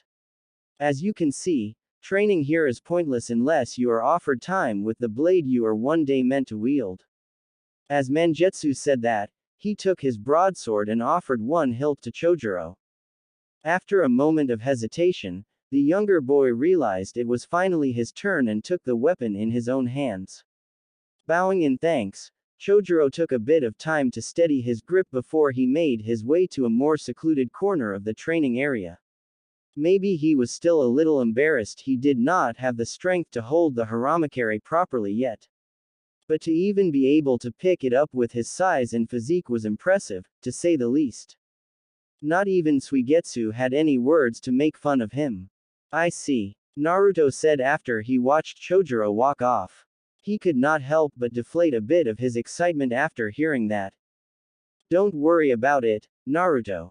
Amayuri has been staring at you since you first got here, so you should go talk to her. Naruto heard Suigetsu's undeniably cheeky tone and looked over his shoulder toward the training ground. There, in the middle of the field, Amayuri Ringo stood waiting. A sharky smirk began to form on her lips when she noticed that his attention had drifted toward her. She was on the short side, even smaller than Chojuro, but she had a much more aggressive presence than he did. Even from this distance, he could feel her chakra release in what he could only guess was excitement. The long red hair might fool someone into thinking she was a member of the Uzumaki, but he had never met anyone who would acknowledge her as being related to them. The baggy, pinstriped clothes made it very clear she was not a girl who favored fashion or desired to be attractive to the opposite sex. She was very intimidating and not particularly welcoming, but Naruto could already tell he could not escape her wanting gaze. Well, I guess I better go and see what she wants, Naruto said, his nervous tone revealed his inner thoughts. As he walked off, he could almost feel Suigetsu's eyes bore into the back of his head. He definitely knew more than he was letting on, but there was not much Naruto could do. Finally decided to join me, huh? she called out as he approached, that toothy smile not going away. I figured you had something you wanted to say. Naruto stopped a considerable distance from her, just enough so they could talk. Amayuri rolled her weight around the heels of her feet, fingers clenched around her two double-edged blades. From what Mangetsu had said, they were known to be the sharpest weapons in all of the world. She could imbue them with lightning in a moment's notice, which basically offered her the ability to use Raiden techniques without any training or hand seals. That's right. You made quite a splash with that fight before, but I want to see just how long you can last against a real opponent. She spread her feet out into a ready stance and looked ready for a fight. Naruto quickly realized she was not playing around and summoned his remaining kunai blade. He decided to wield it with both hands, since he knew it would take all of his strength just to hold back one sword of hers. With his weapon out, he had finally amused Amayuri to the point where she was practically jumping up and down in excitement. Don't go running away now. And if you give up, I might really fry you. Her warnings did not sit well with him, but running was the last thing on his mind. If he ran away, what kind of shinobi would that make him? Just like with the demon brothers, he would face her down as if it were a fight to the death. Without a moment's notice, she leapt forward with her blades already gathering electricity. Given her small size, he had not anticipated she would be so fast. Naruto barely had enough time to bring his sword up to bear when her two fangs hit him with full force. Gah! Naruto felt the lightning course through his body and struggled to hold himself together. Amayuri licked her lips and gave him one last push, forcing him down onto his back. She held one of her blades to his throat in a mock attempt to get his surrender. Naruto forced his body to listen to his commands, as the lightning messed with his nerve control. With a single strike, he lazily batted her sword away and forced himself back onto his feet. That was just one strike and he could barely feel his extremities. There was no question why she was considered so frightening. But he would not give up so easily. Suigetsu watched from afar as Naruto and Ringo met again, their swords clacking against one another. He could only whistle in awe as the blonde was sent flying again. There was credit to be given when Naruto chose to stand up again. Ringo-chan loves to beat up the newbies, right bro? Suigetsu remembered his own time in the ring with her. He could barely last a minute before he had to give up. For a man made of water, her lightning attacks were super effective. If he can hold out for a few more minutes, he'll earn Amayuri's respect. That will go a long way in cementing his place here. Mangetsu, as always, offered the truth of what lied beneath the spectacle. Well, I suppose that's enough. I've beaten you up enough for one day. Ringo reluctantly sheathed her swords as she watched Naruto lay motionless on the ground. The remnants of his blade were impaled into the ground some distance away, in one of the many craters they had created in their endurance match. After 5 minutes, the poor boy had finally collapsed from her strength. Still, Ringo was more than satisfied as she ended the training with a smile on her face. He never gave up or tried to run. That was what counted, in her book. You know, Amayuri grunted as she pulled his arm over her shoulder. Guys like you who don't run away are really my type. Naruto's glazed eyes could barely focus on her, but his ears still worked somehow. After a few unsteady steps forward, he started to smile. It grew wider and wider as he felt like he had won, somehow. Thanks. Ringo-san. Don't thank me yet. The next time you train with me, I might just eat you alive. They shared a hearty laugh as she carried him back over the Hazuka brothers. Suigetsu could only watch with a gaping maw, stunned by the events that he had observed. Never before had he seen someone last so long against Amayuri, save for the other swordsman. Not to mention Naruto actually got her to laugh. He had been trying to do that for years. Even Mangetsu offered a bit of a smile to the returning champion. After he spent some time resting under the shade of a tree, Naruto was requisitioned by the newly arrived Ao. He said that he was sent by the Mizukage to speak with him about the Anbu, and so Naruto did as was requested of him and heard what the man had to say. Really, it was a short conversation. While Naruto knew little about the organization, aside from rumors and what they were told in school, there was little else needed to describe about them. They took on the jobs other shinobi could not, and acted directly on the Mizukage's orders.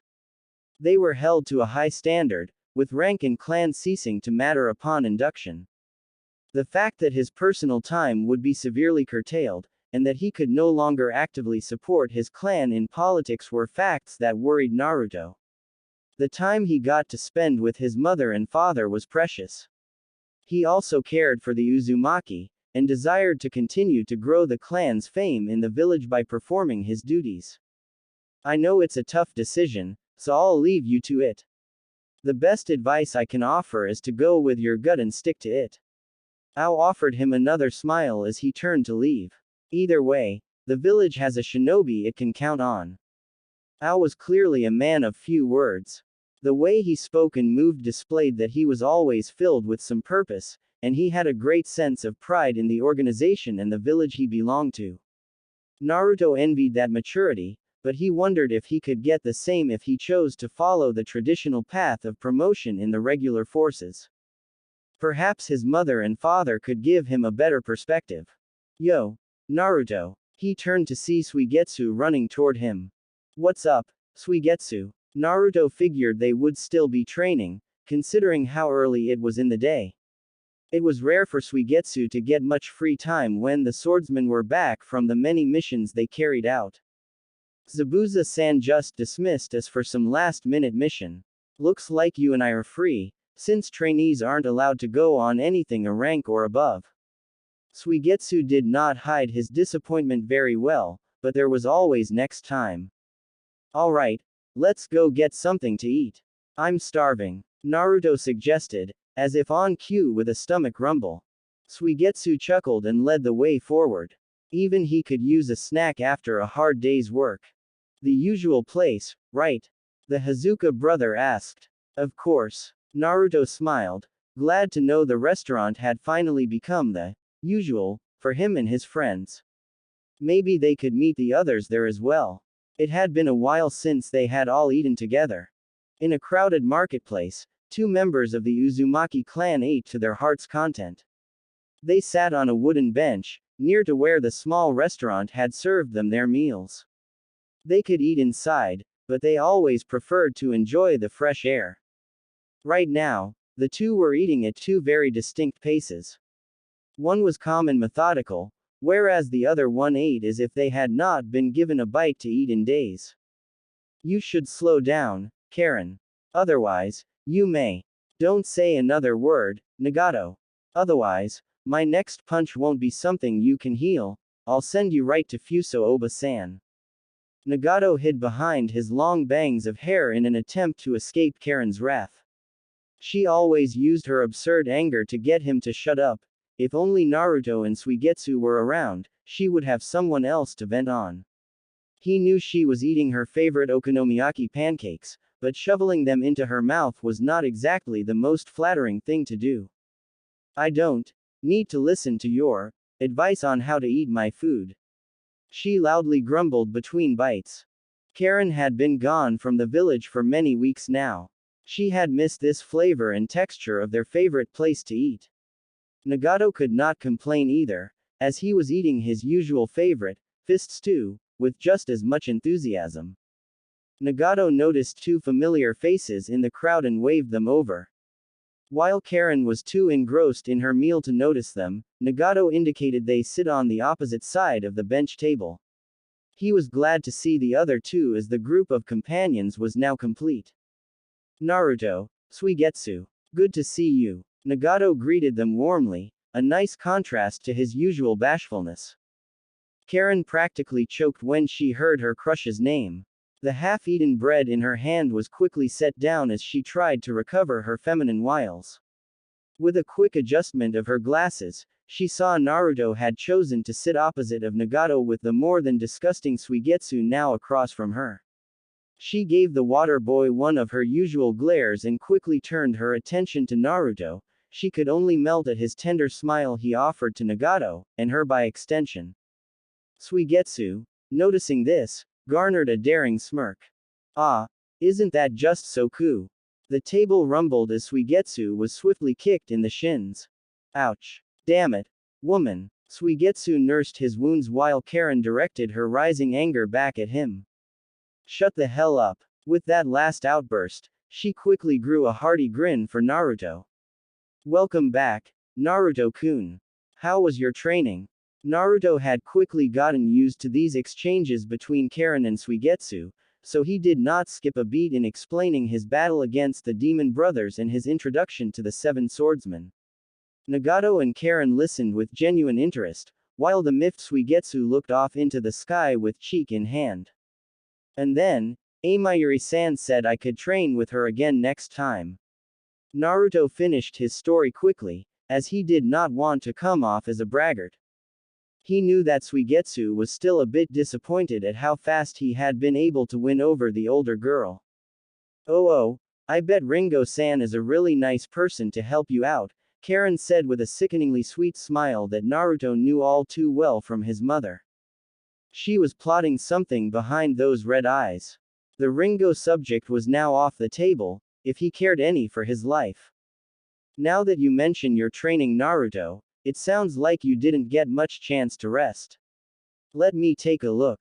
Nagato got up from his seat and rounded the table, his hand already glowing green with healing chakra. Ah no, that really isn't necessary. Naruto shook his hand in an effort to wave him away, but to no avail. Come on and let me take a look. My mother taught me some more this past weekend, so I should be able to take care of it. Sometimes it felt like Nagato was overly sensitive to their well-being, but in the end he was just being a good friend. With his mother and father both acting as doctors in the village, he had a penchant for helping people. He really wanted to be a medical shinobi, and it was his dream to one day be able to save anyone from death.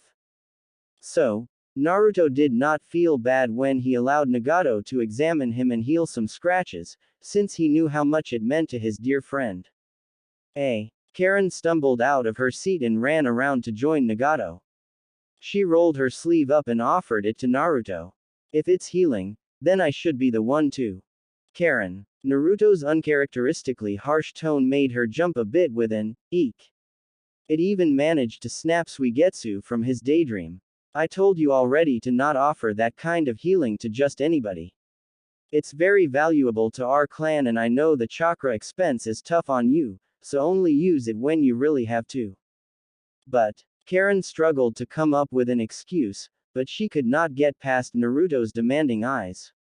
When he made that kind of request of her, she could not refuse. Right. Sorry. As Karen started to slide her sleeve back down, her excitement had quickly turned sour. She perked up when Naruto's hand suddenly took hold of her wrist, forcing her to pause. When her eyes met his, Karen noticed him smiling. An attempt to return their mood back to a happier one, no doubt. I'm sorry, Karen-chan. You know I only say that. You only say that, because you care. I know, Naruto-kun. Karen felt comfortable enough to smile, and her shoulders sagged in relief. That was the Naruto she had fallen in love with. As cute as you two are, maybe I can. Suigetsu was shut up as Karen's free arm was sent flying into his face. All the while, she kept smiling and enjoying the moment with the now thoroughly uncomfortable Naruto. She had hit Suigetsu so hard his face had melted again. Definitely, Uzumaki women were not to be trifled with. After everyone had settled down, Naruto and Suigetsu had finally gotten their own meals. Everyone was enjoying themselves with some light-hearted banter. Even Suigetsu and Karen had reached the point they could talk to one another without immediately escalating into a fight. These were the times Naruto cherished most with his friends and family, and he only wished his mother and father could join him. Speaking of his mother, Naruto could feel her chakra approaching them. He was never much a practiced sensor shinobi, but with Karen's advice and his mother's status as a Jinchuriki, her chakra was easy enough to discern in a crowd. Karen too had perked up upon sensing someone familiar. Naruto looked over his shoulder and saw his mother running down the street in her battle uniform. Alongside her was another Uzumaki from the Kiri barrier team, Hinoka-san if he remembered correctly. His mother often talked about her, cute little Kohai, from the barrier team, although as he understood it their ages were not so drastically different. He could tell they were on duty because on their sleeves they had the white barrier insignia of the interception team. With a drawn-out wave, he tried to get his mother's attention. He was in luck when he noticed the corner of one her eyes shift toward him, and she slowed down for a quick chat. Hey, Naruto-kun, Karen-chan, Suigetsu, and Nagato-chan too. As always, his mother was full of energy as she made her way over to them. Welcome, Kushina-sama. Karen quickly got up from her seat and bowed. Nice to see you, Kushina Oba-sama, Nagato said, referring to Kushina as his honored aunt. Yo, Kushina. Suigetsu embodied the term, laid back, in his greeting. Luckily, his mother had gotten used to it. You all look like you are having a fun time. It has been a while since you've all been in the village together, right? Kushina crossed her arms with a knowing smile. It was not hard to see that they had truly been eating out and enjoying themselves. The table with one quick survey was made of a mess of empty plates. Conversation was the greatest appetite soother. Yeah, we were just talking about what we had been up to the past few days. Naruto paused. Ka-chan, where are you off to so fast? He was much more interested in her mission than reminiscing. Kushina's smile faltered when she remembered her duties. She uncrossed her arms and stood a little straighter, taking on the stance of a battle-ready kunoichi. We detected a group of intruders outside of the village, along the main road. Quickly, the younger shinobi grasped the seriousness of the situation. They haven't moved for a while, so we have been sent to ascertain their identities and stop them, if necessary. Are they dangerous? Nagato asked quietly, all of his energy from the previous conversation gone. Could be. We won't know until we get there. Kushina looked at Hinoka, who had remained dutifully quiet up to that point. The young compatriot leaned toward Kushina, hand to her mouth to muffle her words. Kushina-senpai, we should go, Hinoka whispered, not wanting to be rude. Kushina had indulged a bit by stopping to talk, but the fact of the matter was they were on a tight schedule. Let me go with you. Naruto suggested. It wouldn't feel right to let you go with just the two of you. If it gets dangerous, I want to be there. Naruto-kun, you don't have to. Kushina appreciated her son's words, but she tried to dissuade him all the same.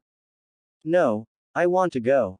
Naruto respectfully stopped her from denying him. Remember what you said, Ka-chan, family is the most important thing. I would just worry if I let you go now. Kushina knew better than to try and stop him. If he really wanted to go, he would just follow behind her. He really was like his father, and like her too she supposed. Well, she would just have to protect him then. Alright, Naruto, you can come with me, but we need to go. Kushina noted with Hinoka's silent insistence. I'll come too. Suigetsu offered with a toothy smirk. I can't have you going off to look cool on your own. Naruto chuckled and accepted that Suigetsu was not one to be outdone. Then, I'll be coming too. Nagato stepped forward to join the other boys. Despite his kind heart, even he could gain confidence when he was around Naruto and the others. Well then, I guess I have no choice but to come along as well. You might need someone from the Cipher Division, after all. Karen found her own excuse to join, even if it was just to be close to Naruto. Kushina could not help but laugh at just how close they were as friends. It made her happy to see her son come so far, so quickly. He really was becoming a great shinobi by having partners like that at his side. Okay everyone, follow me. We can't wait any longer. Kushina started to run down the street at a considerable speed, and Naruto and the others quickly fell into step behind her. The village passed them by in a blur of motion. They received a few concerned looks from villagers, but otherwise were left uninterrupted. It was not long before they were in front of the village gate. There, they noticed someone leaning up against the stone wall. Another shinobi waiting to join them. Kushina-sama. Everyone stopped as the young woman addressed Kushina respectfully. Naruto was immediately blown away by her beauty, long auburn hair, dark nail polish, piercing eyes. This woman screamed mature to him, and he found it difficult to meet her gaze. Was it only in his mind, or was she looking his way too? Mei-san, I didn't expect to see you here. Kushina greeted the other woman warmly. I know you are in a rush, but I'd like to request permission to join you. Such requests were growing more and more common, and Kushina really could not find a reason to say no. Besides, she had a sneaking suspicion of the real reason why Mei wanted to come along. Of course, having someone like you around would definitely put me at ease. Thank you very much. Mei bowed in thanks and fell into step with the rest of the group. Her eyes wandered over all of them until they met Naruto's. When he tried to look away, she sent him an alluring glance. She had always loved to tease younger men. Together, the large group of Kiri shinobi set out to investigate the disturbance. With Kushina in the lead, the group separated from the main road and started to move through the surrounding forest and underbrush. She did not want them to arrive in a conspicuous manner, for their own safety, and so everyone quietly followed along. The mist had thinned somewhat since they left the village, but it still offered considerable protection to hide their movements. It should be just up ahead, Kushina whispered to Hinoka and Mei, who remained the closest to her. The other four were still able to hear, and the excitement and fear of what could be around the corner started to bubble up within them. Would it be enemy shinobi? Or would it be another false alarm? No villages were technically at war with Kiri at the moment, but that had never stopped skirmishes from breaking out in the blink of an eye. Then, Kushina held up a hand for everyone to stop. She signaled for everyone to come forward to where she was. Together, they all looked onto the main road from the cover of the bushes to see a large group of cloaked figures on the road. A few of them were kneeling down and placing some sort of tags or seals on the ground. The rest were standing guard on either side of the road and in the trees. They were definitely shinobi, but it was impossible to make out their affiliation or identity with those black cloaks. Explosive tags. Hinoka identified the suspicious items in question almost immediately. That quickly escalated a few suspicious figures to a clear act of sabotage from another village. But why do something like that? Civilians traveled on the road just as much, if not more so than shinobi. They were innocents that would be hurt.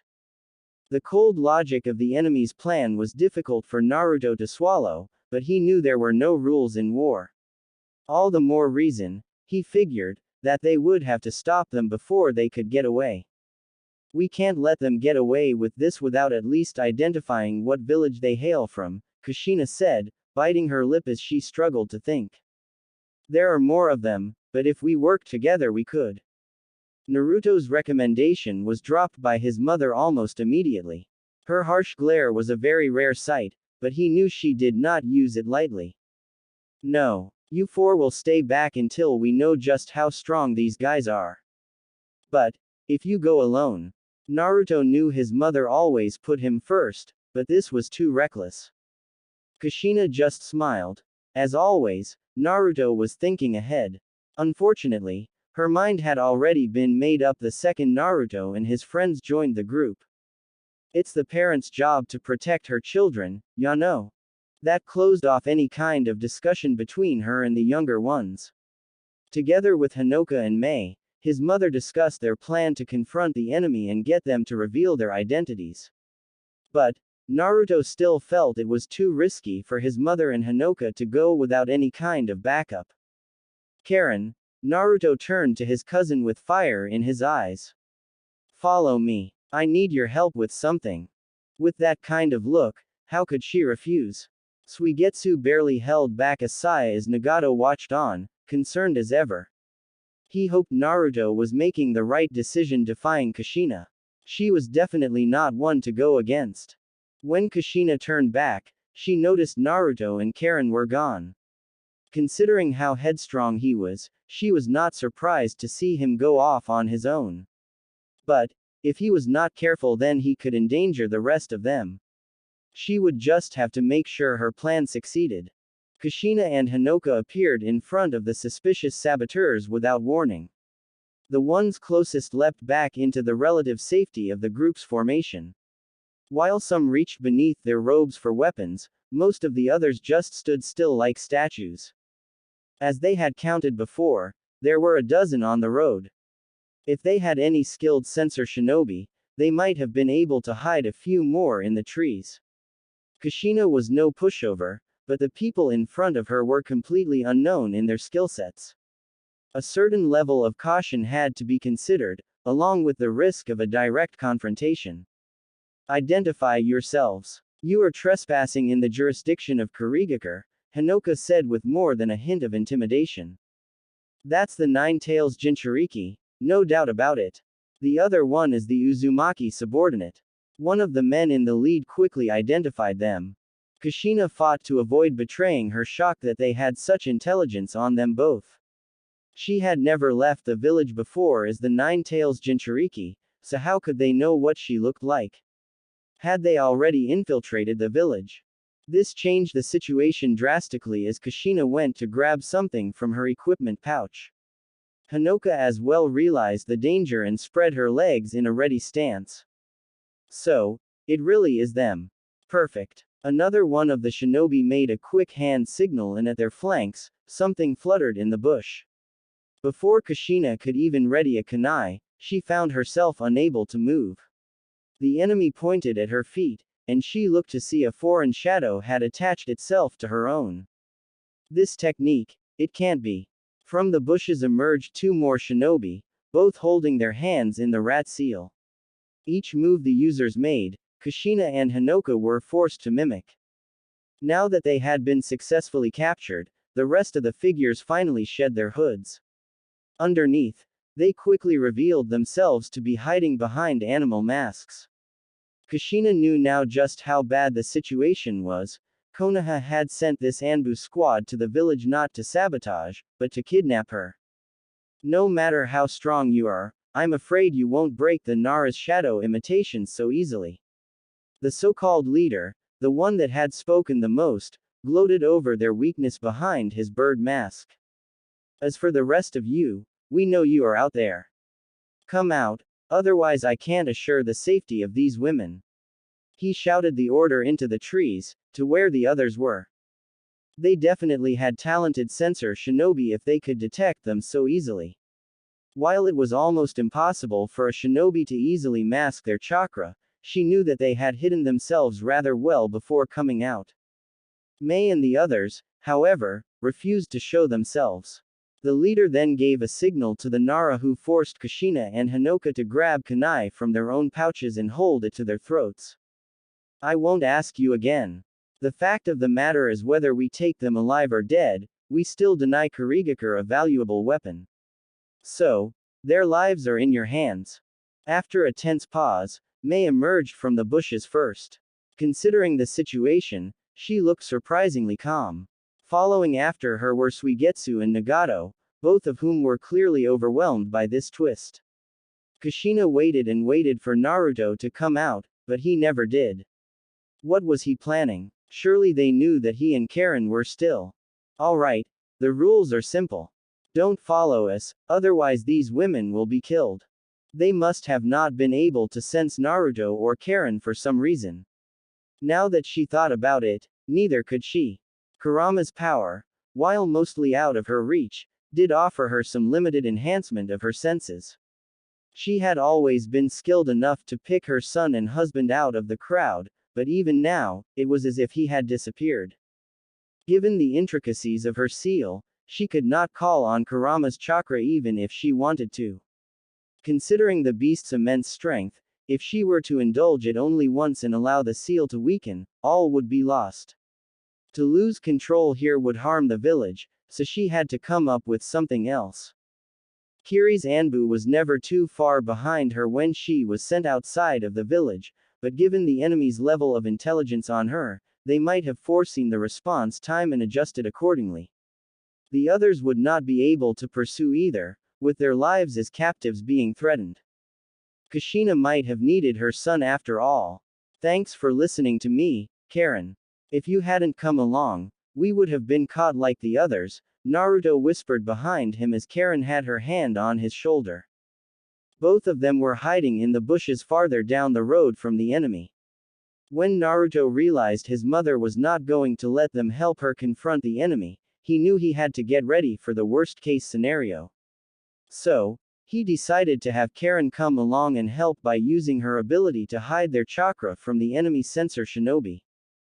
There was always the chance that they were still suspicious about the exact number of Kiri shinobi, but Naruto was willing to bet that after they thought they got their prize, they would give up trying to actively search for them. Considering they were still alive, that must have been the case. Naruto-kun, we may be able to hide, but we're still completely outnumbered. Tell me you have a plan. Karen was desperately trying to see the bright side of his idea, but she was starting to panic. Naruto wanted to try and comfort her, but even he knew there was no guarantee they would succeed. The enemies they were facing were some of the best the enemy had to offer. No doubt, they had been training constantly to capture his mother and Jinchuriki like her, so he had to face the facts, he could not beat them on his own. But, if he could just get his mother free, then they could work together to launch a counterattack. There is no way I'm going to let them take my mother. Just try and trust me, Karen. The strength behind Naruto's voice comforted her, at least a little bit. Karen sighed. He only ever dropped the honorific when he was being serious.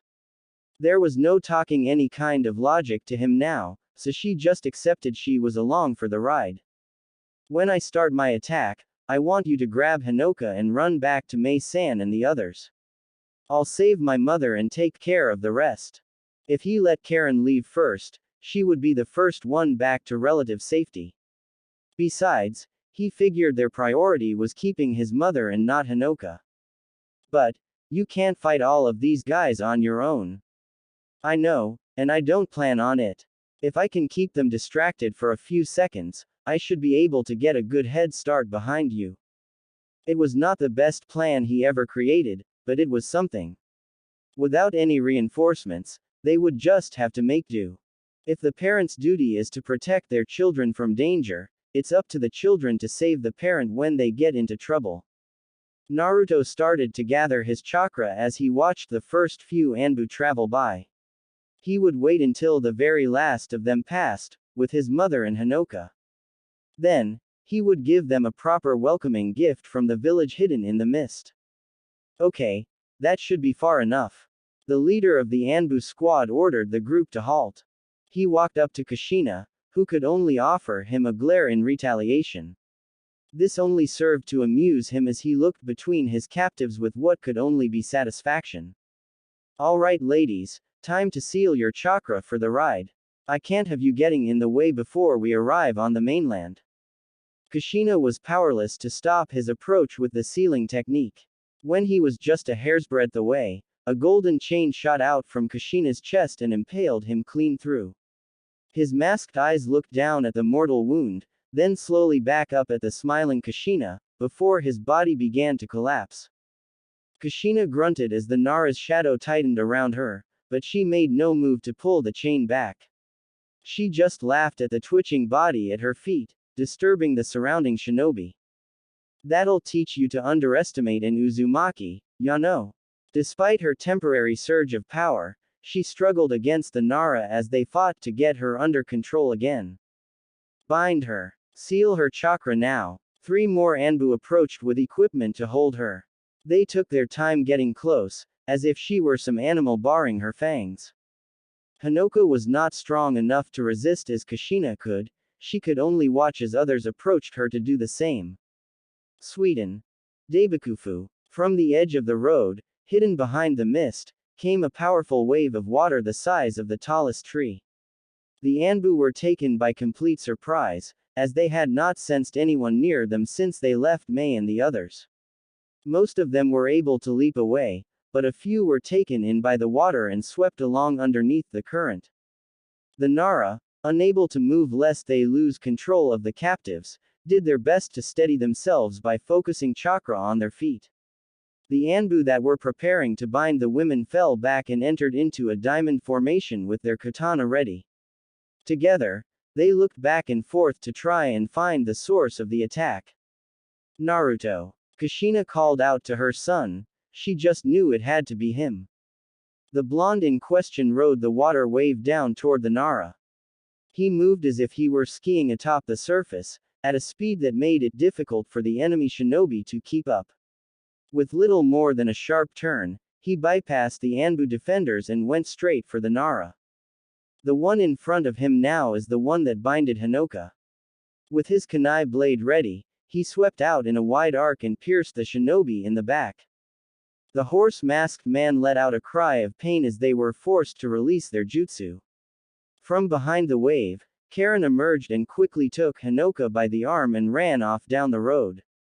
The closest Anbu cursed and readied his blade to meet Naruto. When Naruto was in range, the Konoha nin leapt forward in an attempt to cut him down. No! Kushina screamed, fearing the worst. The Naruto surfing the wave fell apart into water from the enemy's attack, revealing it to be nothing but a water clone. The Anbu looked around, trying to sense where the real one was. Below their feet, the water began to shift and bubble with something coming up from underneath the surface. None of them noticed until it was too late. Dozens of water whips emerged from beneath the wave and entrapped the Anbu. The more they struggled, the tighter the ropes were made around their bodies. The last Nara found himself in danger of being strangled and was forced to release Kushina to fend off the water attack. In a flash, Naruto had arrived next to his mother. With a hooked arm under legs, he prepared to carry her like a princess. He took off down the road after Karen, ignoring the Anbu and their desperate shouts to go after him. And Naruto, how did you pull something like that off? I was worried the entire time, ya know. She realized her excited tick had come out again, but she did not really care. A plan like that was something she would expect herself to come up with, considering how reckless it was. Come on Ka-chan, there was no way I was going to let them take you. Have a little faith. Kushina could not help but realize the way he was holding her was the same way Minato did when he first came to rescue her. At that moment, she saw his father take his place. Naruto had come so far, there was no denying that he really was Minato's child to go up against enemies like that alone and somehow beat the odds. Naruto. Kushina leaned into his shoulder, mumbling her words beneath a relieved smile. I'm so proud of you. Naruto definitely heard her, and he almost tripped over his legs when he did. To hear her say that made him feel relieved. But, they were not out of the woods yet. Hang on, this is where things start to get tricky. Naruto could see the others waiting at the end of the road.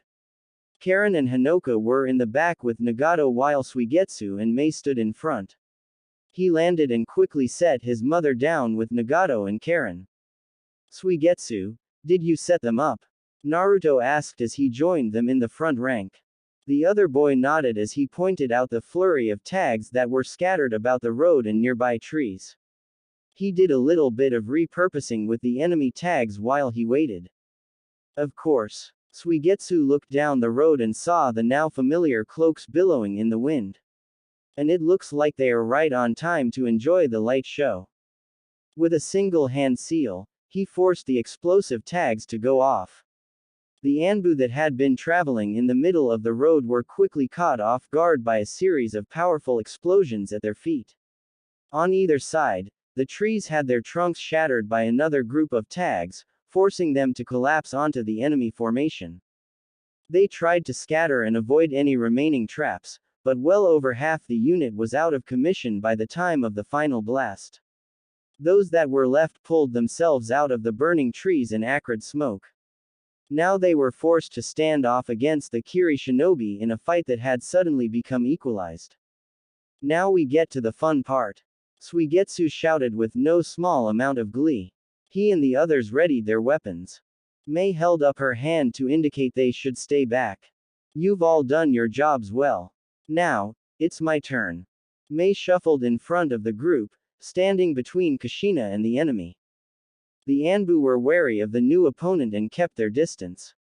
One of them was watching her particularly closely and leaned forward for a better look. He recoiled back when he finally recognized Mei's appearance. Mei Terumi, the deadly bloodline user of the Hidden Mist, the one that can use Yoden and Futen techniques. To hear she was capable of two rare elements like that forced the Anbu to pause. She definitely had not factored into their plans. Not even Naruto could believe that she was the same person. At some point he must have met her, but to get to see her in action so soon was more than he had been expecting. Not only that, but if she was a Terumi then that meant they shared the same blood, the same Kekkei Genkei. Mei offered her opponents a hollow smile. Rather than offer them comfort, however, the gesture only served to unnerve them. I'm so glad to be recognized by men from other villages. It's unfortunate that you have to be the type of men who hide behind masks and kidnap women. You aren't my style at all. Mei went through a series of lightning-fast hand signs. I'll be sure to make your deaths slow and painful. Here she comes, get ready, said one of the Black Ops as he prepared his weapon. Yoden. Yokai no Jutsu.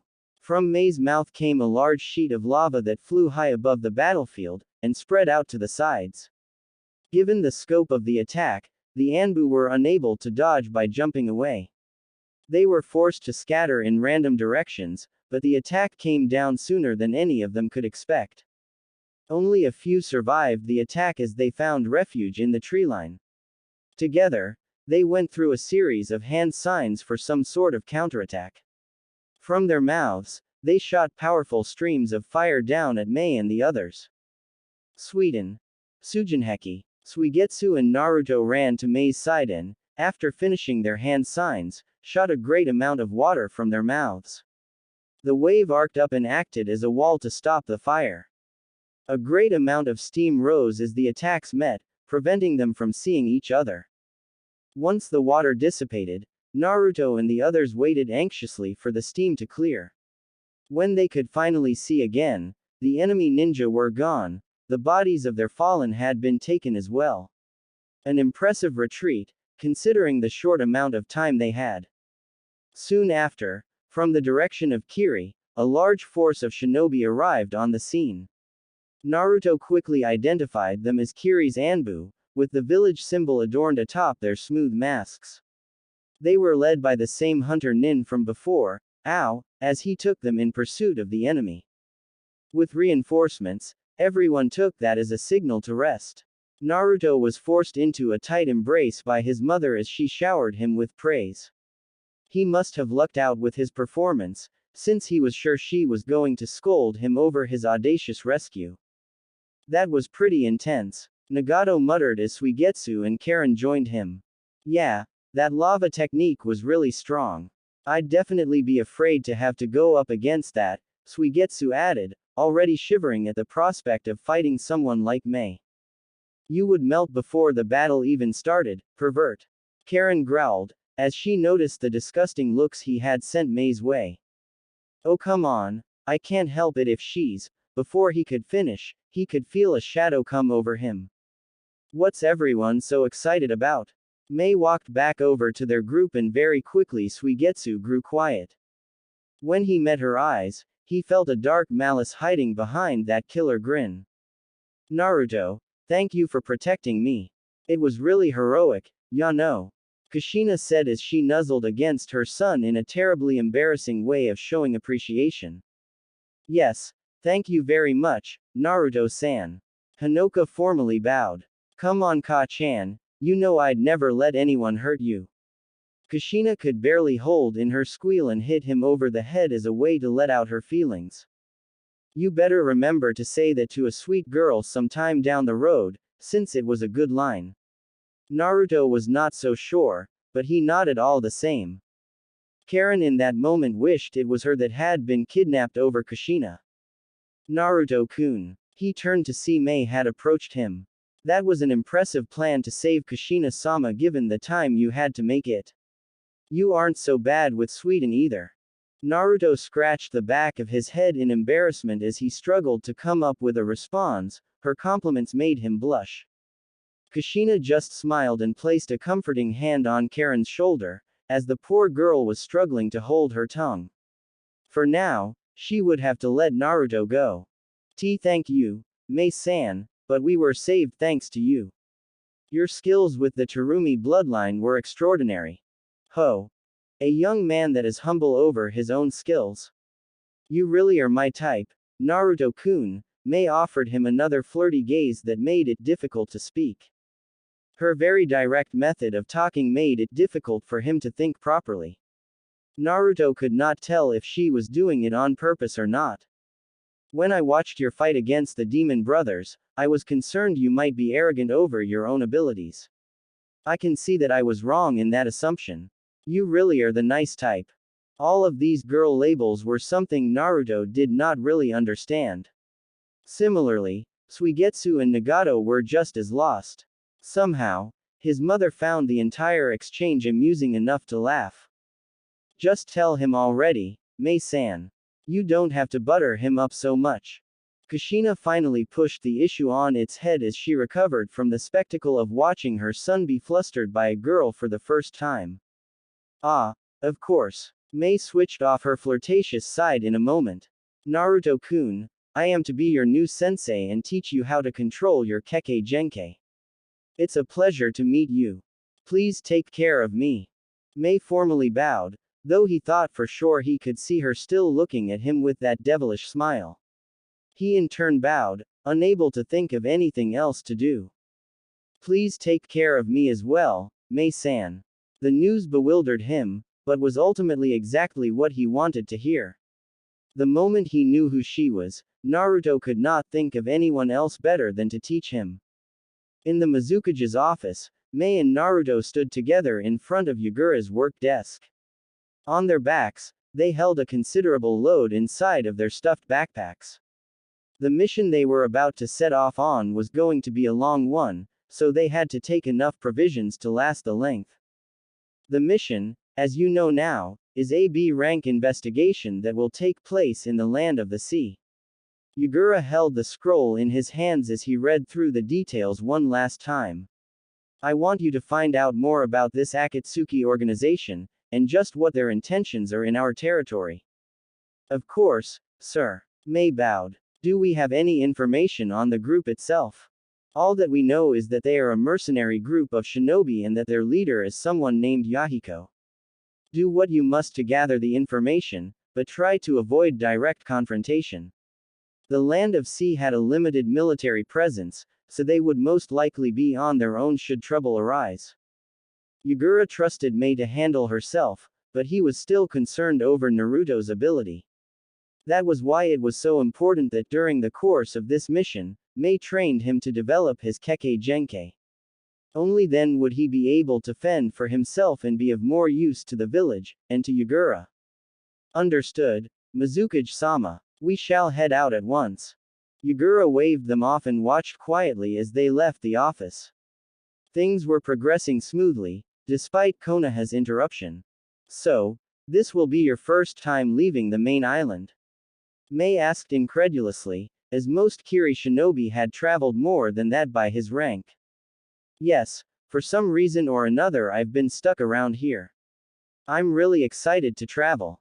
Together, Naruto and Mei walked out of the administration building and down toward the gate.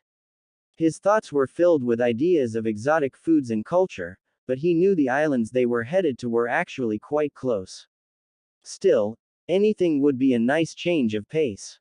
Well, I think you will have plenty of fun in the land of the sea. The climate is a bit warmer there, and there isn't any mist to hide the sun. Mei expressed her knowledge on the subject, hinting that she had been there before. So, what is there to do for fun there? Naruto asked innocently. Mei smiled, very satisfied. He asked. I plan on enjoying the golden beaches and having a nice swim. I hope you brought a pair of trunks for yourself. Was she trying to get a rise out of him by implanting in his mind the idea of her in a bathing suit? With that mischievous smile of hers, he could never tell for sure. As much as he tried to avoid it, He could not help but imagine just what kind of swimsuit she had chosen and what it would be like to swim with. Naruto-kun, I'm going to leave without you. Hurry up. Naruto shook his head clear to see Mei well down the road, waving to him over her shoulder. There was no doubt in his mind she definitely would leave him behind if he did not get moving soon. Ah, wait for me. He called out, struggling to put one leg in front of the other. This woman was something else. I am very confident for now about the pairings I have selected. Unfortunately, Hinata won't show up for a little while longer, but I am very happy with her romance as it stands right now. I'm sure you can all imagine that without Naruto in the village to inspire Hinata, she is a very different person. Konoha is, as well, a very different place with Orochimaru in charge, and it is easy to worry about her. Naruto will be in a difficult position when he tries to make her acquaintance, but the story really turns into a princess trying to find the place where she truly belongs. Hinata's theme is Naruto Shippuden OST 1 Track 13 Kodoku, Loneliness. Don't worry about Mei, she has her own complexities for Naruto to unravel. She may carry herself as a powerful kunoichi, but deep inside she has her own set of scars that comes from living in the times of the Bloody Mist. Please watch over Naruto and the others as Kurigakure continues to develop.